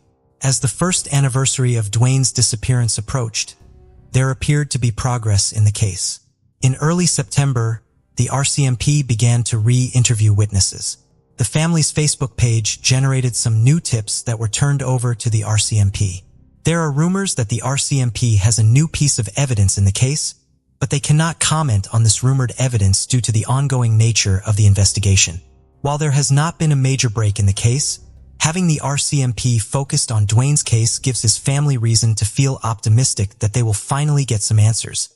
Dwayne's parents continue to travel every weekend to search for their son. They also organized a large search for Dwayne on the anniversary of his disappearance. While they have had a lot of support from the community in the form of volunteers, monetary donations, and donated supplies, they have exhausted their own financial resources, just trying to pay for the gas needed to travel to search for Dwayne because Dwayne would not have walked away and cut off all communication. His family believes that he is no longer alive. They are imploring anyone with information to come forward so that they can find Dwayne and give him a proper burial. In 1994, 30-year-old Tamara Bradley was employed by Federal Foam Technologies in Minneapolis, Minnesota. However, the company was preparing to move to Wisconsin. Tamara believed that commuting there from her home in Blaine, Minnesota would not be practical. Since she wanted to stay with the company, she was looking for a new home closer to the company's new headquarters. Tamara planned to spend the first weekend in October looking at such houses. On the night of Thursday, September 29th, she dropped off her 5-year-old son to spend some time with his grandfather, Tamara's former father-in-law. She then had dinner with a friend. Tamara went to work on September 30th. A coworker saw Tamara as she was leaving for the day around 3:30 p.m.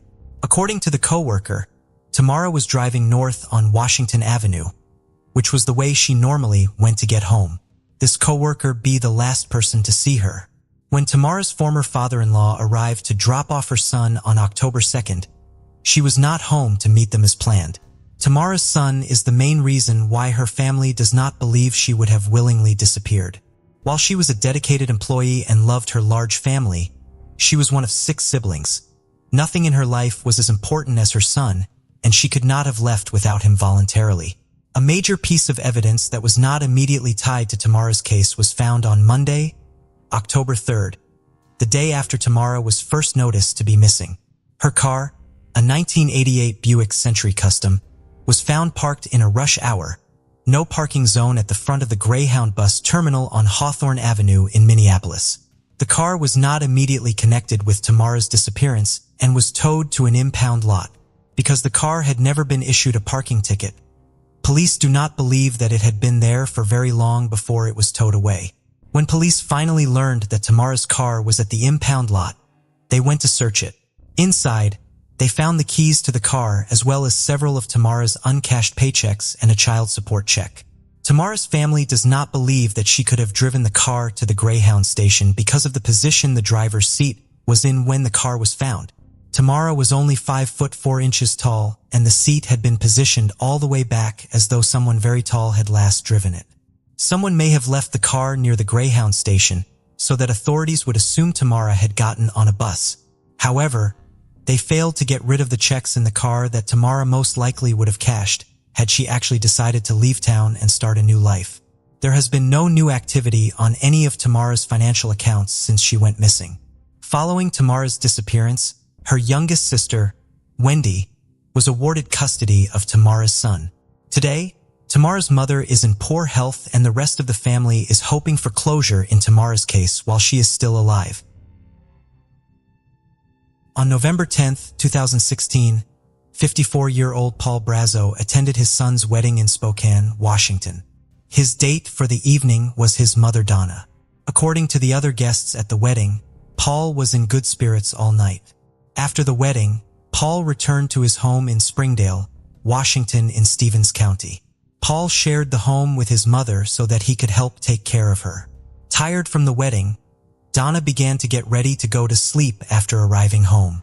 Paul, on the other hand, was not ready to turn in for the night. He told his mother that someone was picking him up and that he would be home the following day. Donna did not ask her son where he was going or who was picking him up. Donna was concerned when Paul did not arrive home when he told her he would, but did not call the police until he had been gone for 48 hours, and there was no doubt that something was wrong. Paul's family does not believe that he would willingly disappear. He was very close with his family and loved his mother, who depended on his help dearly. He was also in the process of planning his grandmother's 101st birthday party, which was scheduled for 2 weeks after he went missing. According to his family, Paul would not have willingly missed the event. He had also planned her 100th birthday party the year before and had very much enjoyed seeing her reaction to all the arrangements he had made to celebrate her.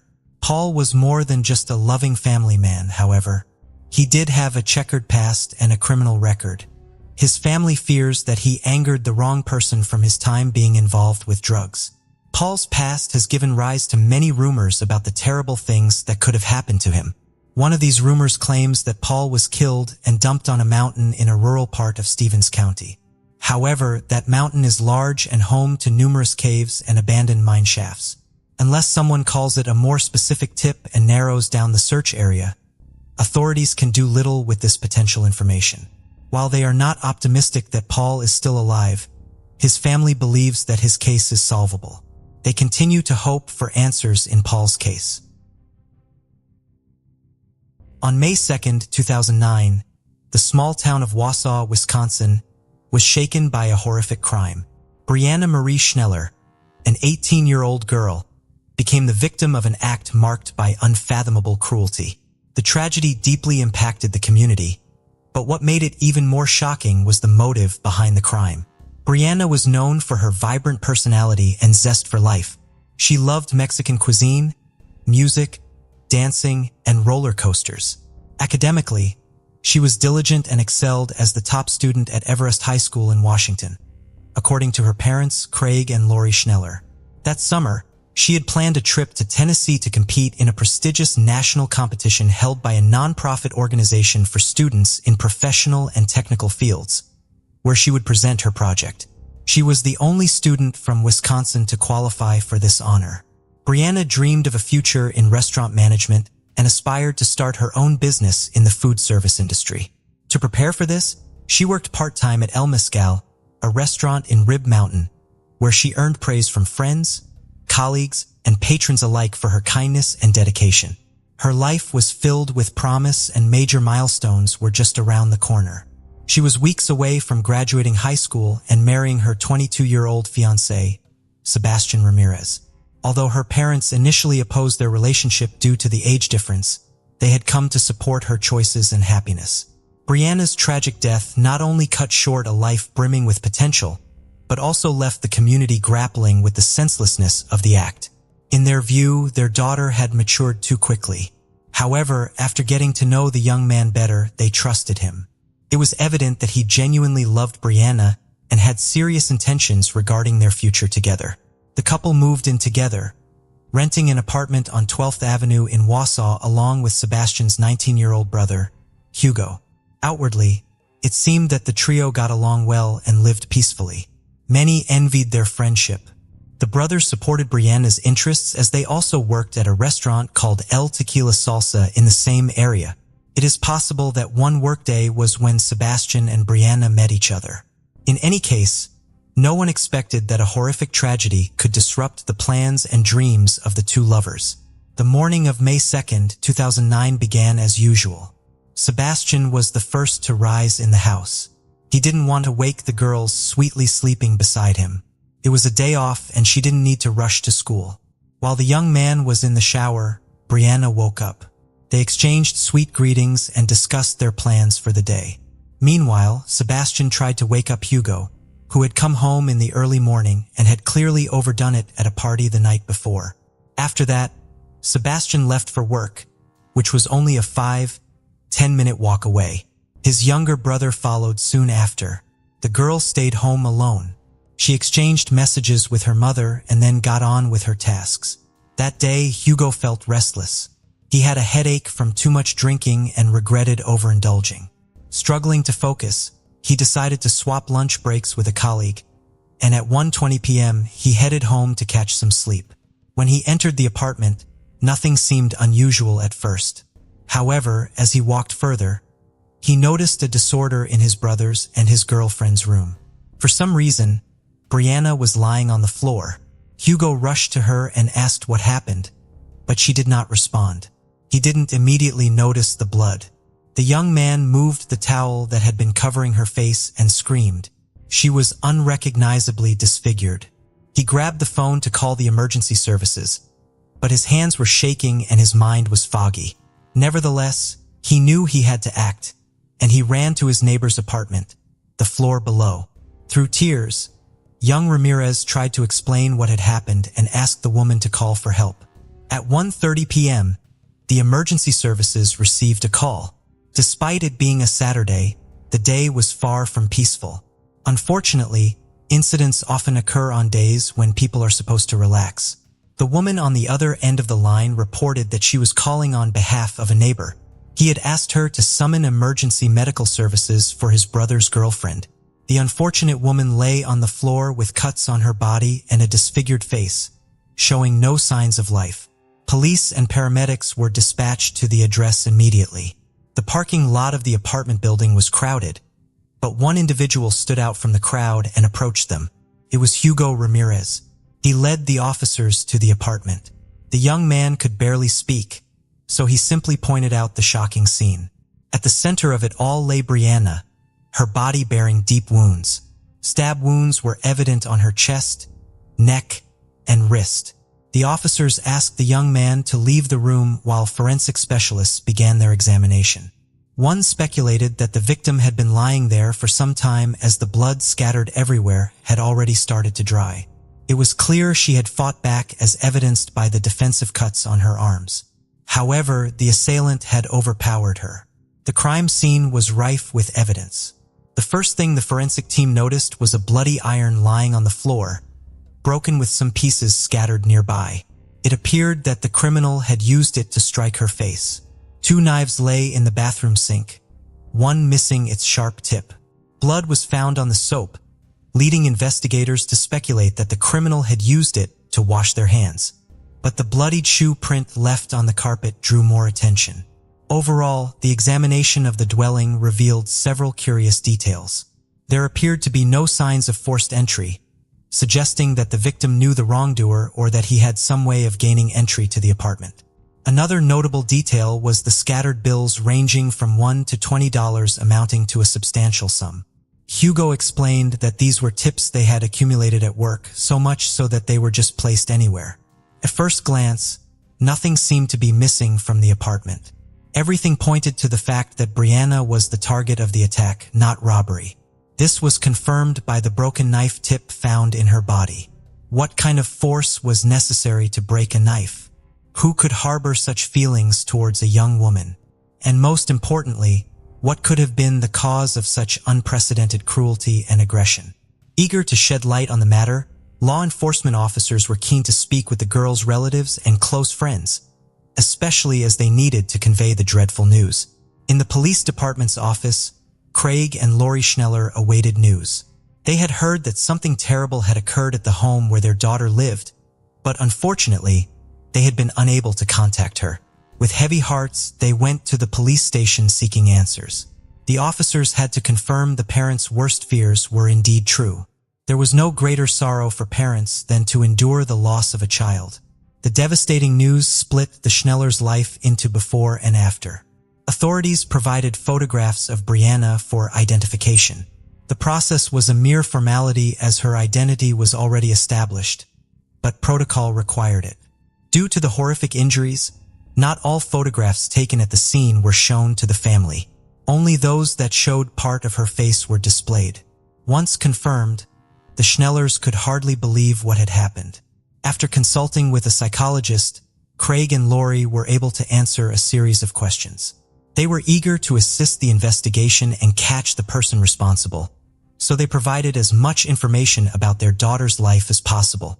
The parents insisted that she had no known enemies or ill-wishers, at least to their knowledge. It was also revealed that Brianna's mother was the last person she had communicated with.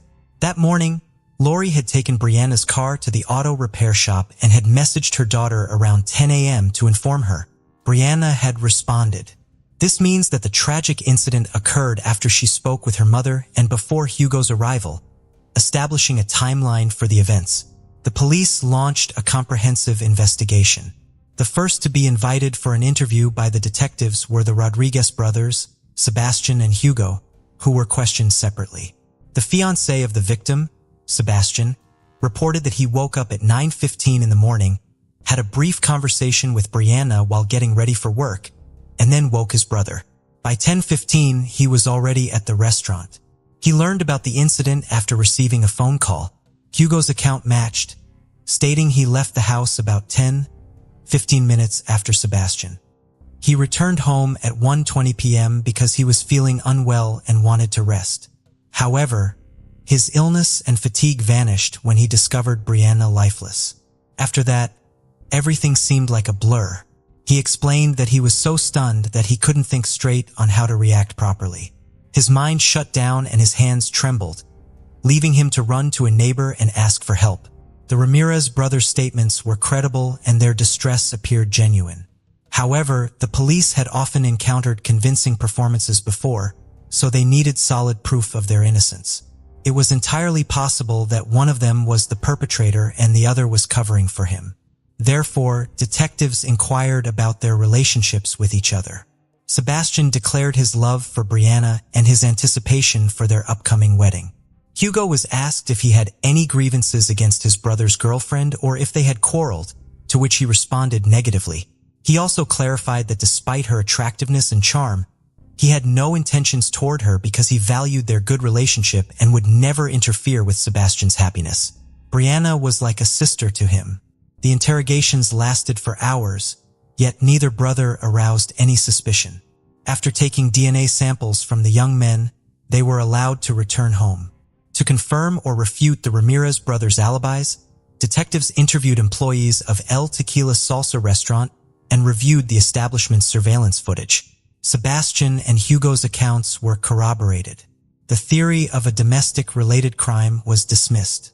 Then who was the murderer of this innocent young woman? Could there be a predator in the city? Perhaps he had been watching Brianna earlier and had learned much about her. Maybe on a day when she was alone, he executed his criminal intent. The investigation continued. By this point, the autopsy results had come in, confirming the initial suspicions of the police. The sequence of the crime was reconstructed as follows. Brianna first sustained a blunt force injury to the head, likely with an iron. Then the perpetrator cut her throat, followed by multiple stab wounds to her body.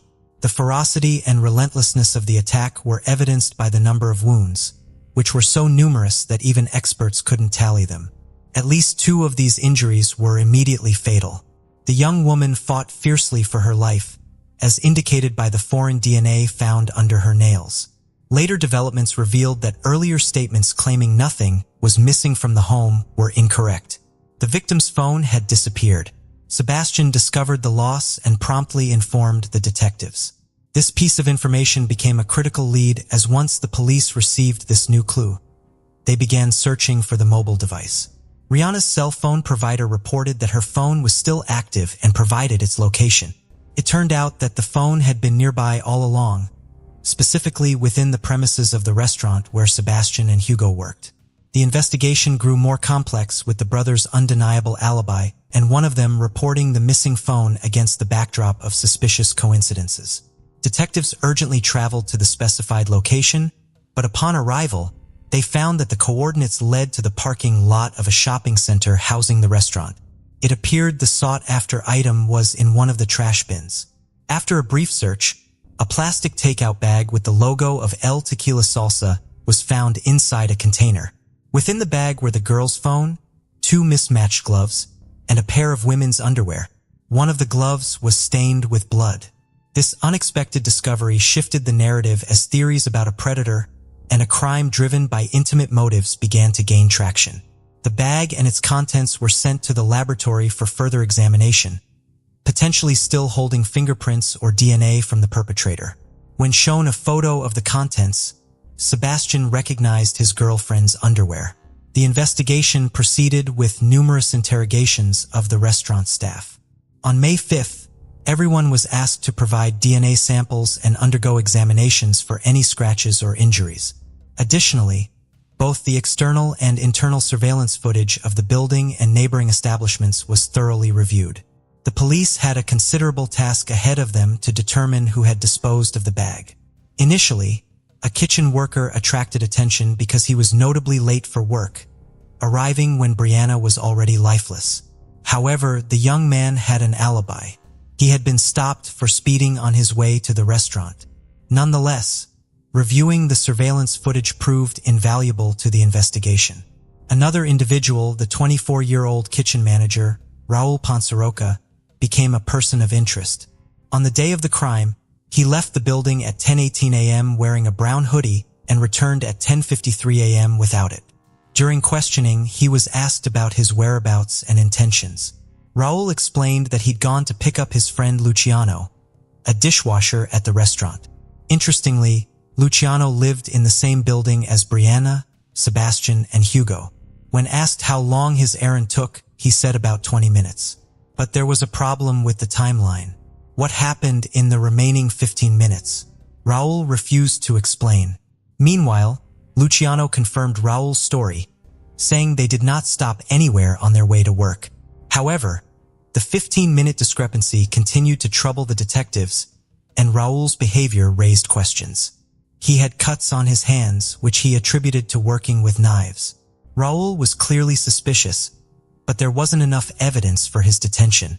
By May 9th, it was established that on May 2nd, at 1:16 p.m., a single employee exited the back door of El Tequila Salsa, and at the same time, only one person approached the trash bins. Identifying the suspect took little time. When his name was announced, the investigative team was not surprised. It was not Sebastian or Hugo Ramirez, as initially thought, but the suspect, Raul Ponsaroca. When a search warrant was obtained for his home, curious details about the manager's life emerged. Under the mattress of his bed were found 4 pairs of women's underwear, several adult videos along with a brown hoodie, and a glove resembling the one found in the trash bin. On the same day, Raul's DNA samples were sent for comparison with those found on the plastic bag. A strand of female hair found on his clothing was also analyzed. Everything pointed to the victim, Brianna. It was just a matter of matching the test results.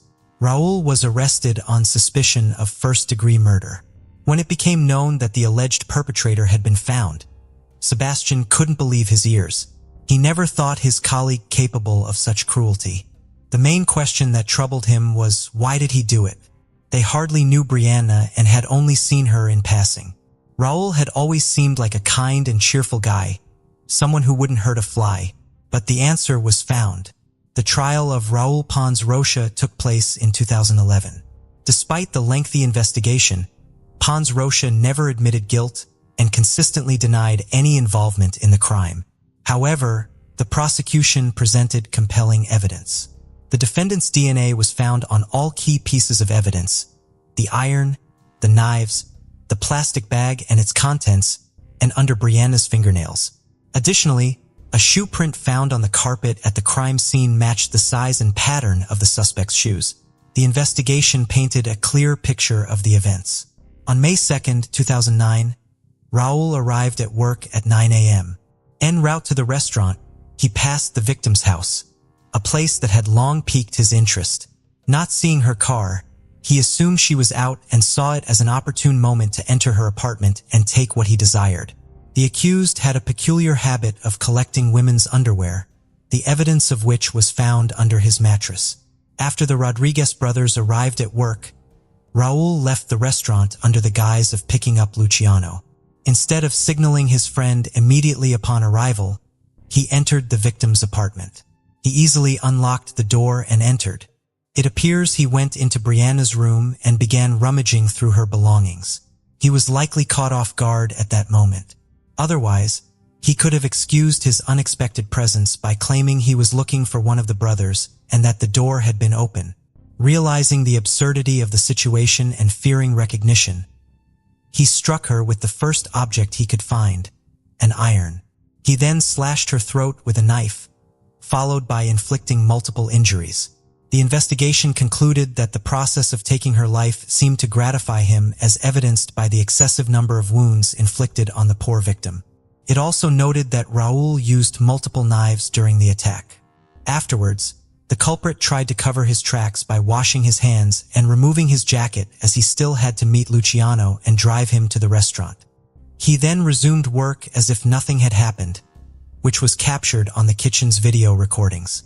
When many staff took their lunch breaks, he seized the moment to dispose of the bag containing the evidence in a trash bin. Shortly before the trial, Raul stated that he indeed met with Brianna, but did not end her life. However, when he left, Sergio stayed with Brianna, apparently having an argument. The defendant's statement raised additional questions and investigations. The information he provided was subject to verification. Moreover, the individual he mentioned was abroad. Nonetheless, authorities managed to contact Sergio. He even appeared at the trial to testify his non-involvement and refute Raul's slander. The young man easily proved that he was not in the country on the day of the crime. Weeks before, he had left to care for his gravely ill father in Mexico. Apparently, the defendant hoped that contact with Sergio would not be established, thereby sowing a seed of doubt among the jurors. However, his plan failed. The defendant merely emphasized that he had no qualms about falsely accusing an innocent person of a heinous crime. It was clear that he felt no remorse for his actions. During the trial, Brianna's relatives, as well as Sebastian and Hugo, were present. The young men struggled to contain their emotions, prompting officers to repeatedly call for calm. Imprisonment without the possibility of parole. He is serving his sentence at a correctional institution in Waupun, Wisconsin. Following the verdict, the victim's father stated that his daughter's case had become personal for many involved, as they all have families and children. He shared that he has not parted with a Father's Day card Brianna gave him, cherishing every memory of her. Craig Schneller confessed that Brianna's death broke his heart, and he lost faith. No information about Sebastian Ramirez is available. It is only to be hoped that he has closed this tragic chapter of his life with a sense of completeness and has been able to move forward. One day, his brother Hugo appeared on a television show discussing the ordeal they endured. Raul's actions were fatal for Brianna. He not only ended the life of a beautiful young woman, but also devastated the hearts of her family. Things could have been different if the young man had not chosen to cover his tracks. He might have gotten away with clumsy explanations and apologies to the girl. At most, it would have ended with a confrontation between him and the Rodriguez brothers. It is unlikely the victim would have reported him to the police. And even then, the incident could have been resolved with minimal harm. Joe Halpern was an exceptionally intelligent and multi-talented individual. At just 22 years old in 1933, he was nearing the completion of his doctorate in astronomy at the University of Chicago and had spent the summer conducting research at the university's Yerkes Observatory in Williams Bay, Wisconsin. While Joe excelled in math and science, his intellectual pursuits extended beyond his field. He was fluent in French and German and proficient in reading and writing with the Cyrillic alphabet. Despite his academic achievements, Joe was far from overly serious. He had a playful side, often using his wit and sense of humor to entertain and pull pranks on his friends. He also had a love for the outdoors, which led him to embark on a road trip that August with his parents and his friend, Sam Jarek. Sam was the brother of Joe's best friend, Isidore Garrick, who had originally been invited on the trip but was unable to join. Joe's brother Bernard also couldn't make it, so the group of four set out from Chicago without them. Their journey took them west to South Dakota and then south to Rocky Mountain National Park in Colorado. During their visit, they stayed at the Glacier Basin Campground. On August 15, 1933, Joe and Sam left the campground to go on a hike, leaving Joe's parents behind to relax and enjoy the scenic surroundings. They drove from the campground in the family's Ford sedan and parked at the Bear Lake trailhead. From there, they hiked towards Flat Top Mountain, which was a very popular route. While Joe enjoyed hiking, his friend Sam was not as interested in it. By 2 p.m., after they had summit Flat Top Mountain, Sam was ready to turn back for the day and return to the campground. Joe was not. The two got into a friendly argument about whether or not to continue on as they stopped just northwest of the summit of Hallett on the trail. This was confirmed by another guest staying at the campground, who ran into the pair while they were debating what to do. Ultimately, Joe and Sam decided to each go their own way. Sam hiked back down the trail and promised to wait for Joe back at the car. Joe continued hiking because he wanted to reach Taylor Peak. Sam would be the last person to definitively see Joe. Sam arrived back at the Bear Lake trailhead at approximately 6:30 p.m. and began waiting for Joe. He knew he would be standing around waiting for his friend for a while, but by 9 p.m., he felt that his wait had been far too long. By 9:30, he contacted a ranger. By 10 o'clock, the official search for Joe began. Due to the darkness that had fallen by the time the search was mobilized, the efforts on that first night were limited to rangers with electric lamps searching the immediate area around where Joe had last been seen. The following day, the search effort expanded greatly. More than 150 volunteers would help look for Joe in the following few days. Park rangers tried to bring in bloodhounds, but there were none available in the area. Rangers checked the registers on Taylor Peak and at other nearby peaks in the park, but Joe had not signed any of them. Sam Garrick and Joe's father, Solomon, performed their own searches as well. During these searches, the pair covered an average of 15 miles per day. No sign of Joe or any of his belongings were found during the extensive searches. The official search for Joe was finally called off on August 21st. The Halperns and Sam Garrick left the park to return to Chicago that same day. While Joe loved hiking, he was not a particularly skilled hiker. Furthermore, he did not have a lot of supplies with him when he left the campground on August 15th. It is believed that he only had a few sandwiches, an orange and some bananas in his gray knapsack. He had been wearing heavy boots on his hike with Sam, but the rest of his clothing was lightweight, a blue shirt and khaki pants. The only equipment he had, so to speak, was a 1933 motorist's map of the park. In the days after Joe went missing, the weather in the park was pleasant during the day, but temperatures dropped into the 40s overnight, and several nights were plagued by windstorms and rain. Even if Joe remained alive in the park after his first night, he would have been cold, wet, and hungry, which would have severely reduced the chances that he remained alive as the days passed on. The superintendent of Rocky Mountain National Park, Edmund Rogers, indicated in his monthly report for August of 1933 that he believed that Joe had ended up trying to descend from Taylor Peak too late in the day, after it had gotten dark. In the darkness, he tripped and fell, and he and his belongings ended up stuck in a crevice where the search teams could not find them. This is, of course, the most simple and logical answer to this mystery. Joe's nephew, Roland Halborn, has put forth an alternate but related theory. He thinks that it is possible that his mischievous uncle, who was known to play tricks on his friends, tried to play a prank on Sam Jarek.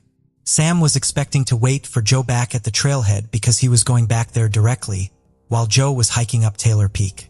Joe may have decided to try to beat Sam back to the trailhead to startle him. He could have done this if he came back down via the Tyndall Glacier. In his haste to carry out the joke, he could have fallen off a cliff or into the glacier itself. Joe's parents, however, did not give up hope that he had somehow made it out of the park alive.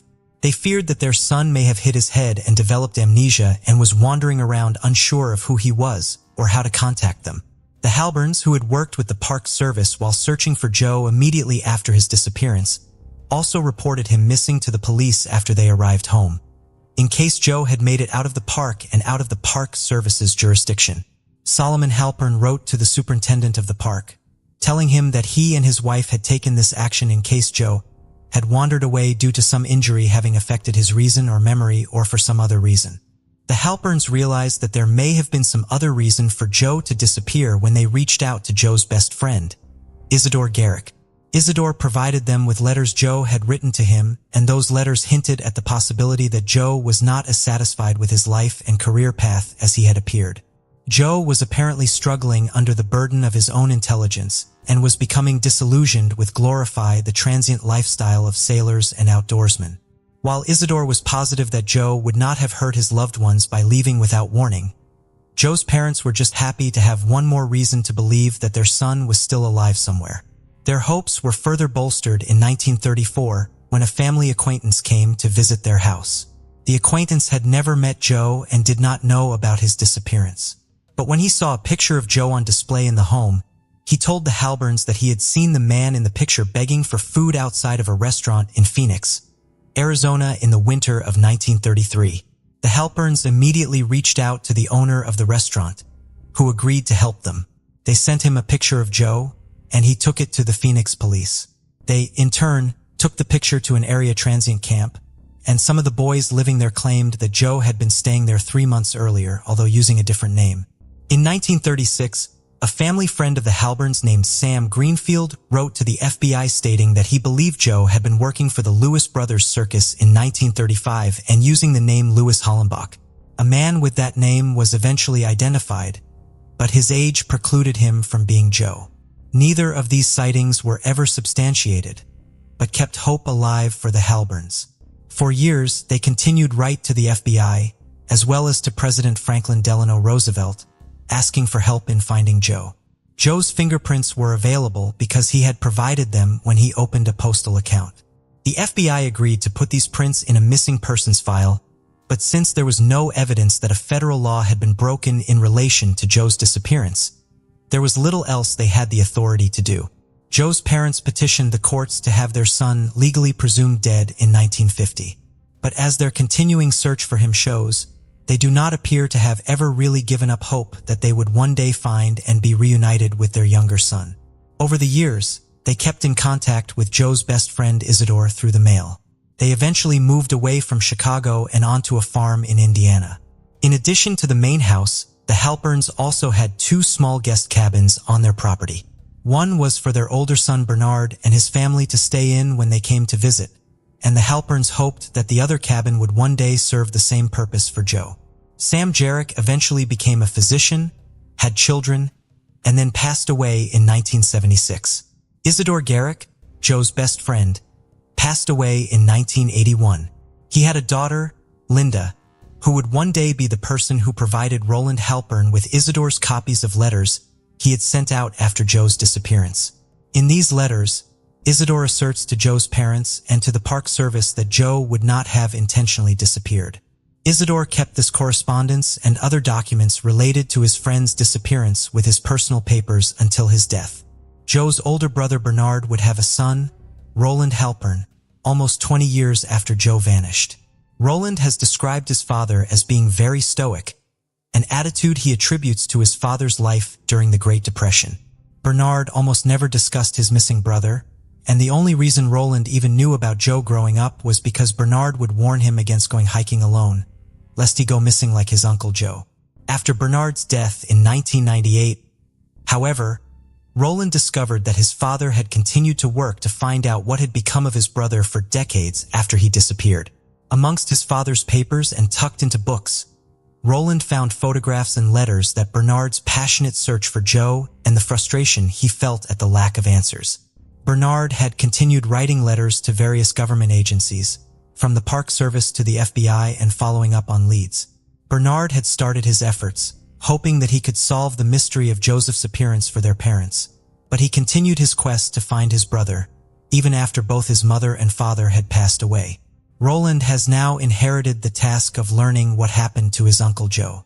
The largest task he has undertaken involves collecting, cataloging, and digitizing all of the numerous letters involved in the case. He has the letters sent between Joe and Isidore Garrick, letters between his grandparents and Isidore, letters his grandparents sent to different government agencies, and letters his own father sent off on behalf of Joe. He has used these letters to find clues to help follow up on the reported sightings of Joe, inform his own opinions on the case, and learn what he can about the uncle he never had a chance to meet. He also does research into unidentified remains and has been in contact with various law enforcement agencies about using DNA to potentially identify those belonging to Joe. Roland hopes to find answers in the case on behalf of his father and grandparents and all of the decades they spent working to find Joe. Given the fact that Joe Halpern would now be well over 100 years old, it seems unlikely that he is still alive. However, Roland Halpern still hopes to answer the question of what happened to his uncle and to locate him. While it may seem that the only benefit of locating Joe's remains would be the peace it would bring to Roland and his family, it would also have more practical and tangible benefits. Joe's parents are both buried in Florida. Roland has purchased a burial plot near where they are laid to rest in hopes of one day burying the remains of the son they spent so many years searching for close to them. Thank you for joining us on this journey into the depths of unsolved mysteries. Cold cases not only challenge our understanding of the past, but also ignite our curiosity and determination for answers. Remember to subscribe to stay updated on our latest investigations. And if you have any information regarding the cases we've covered, don't hesitate to reach out. Together, we can shed light on the shadows of the past and bring closure to those who seek it. Until next time, stay vigilant, stay curious, and never stop seeking the truth.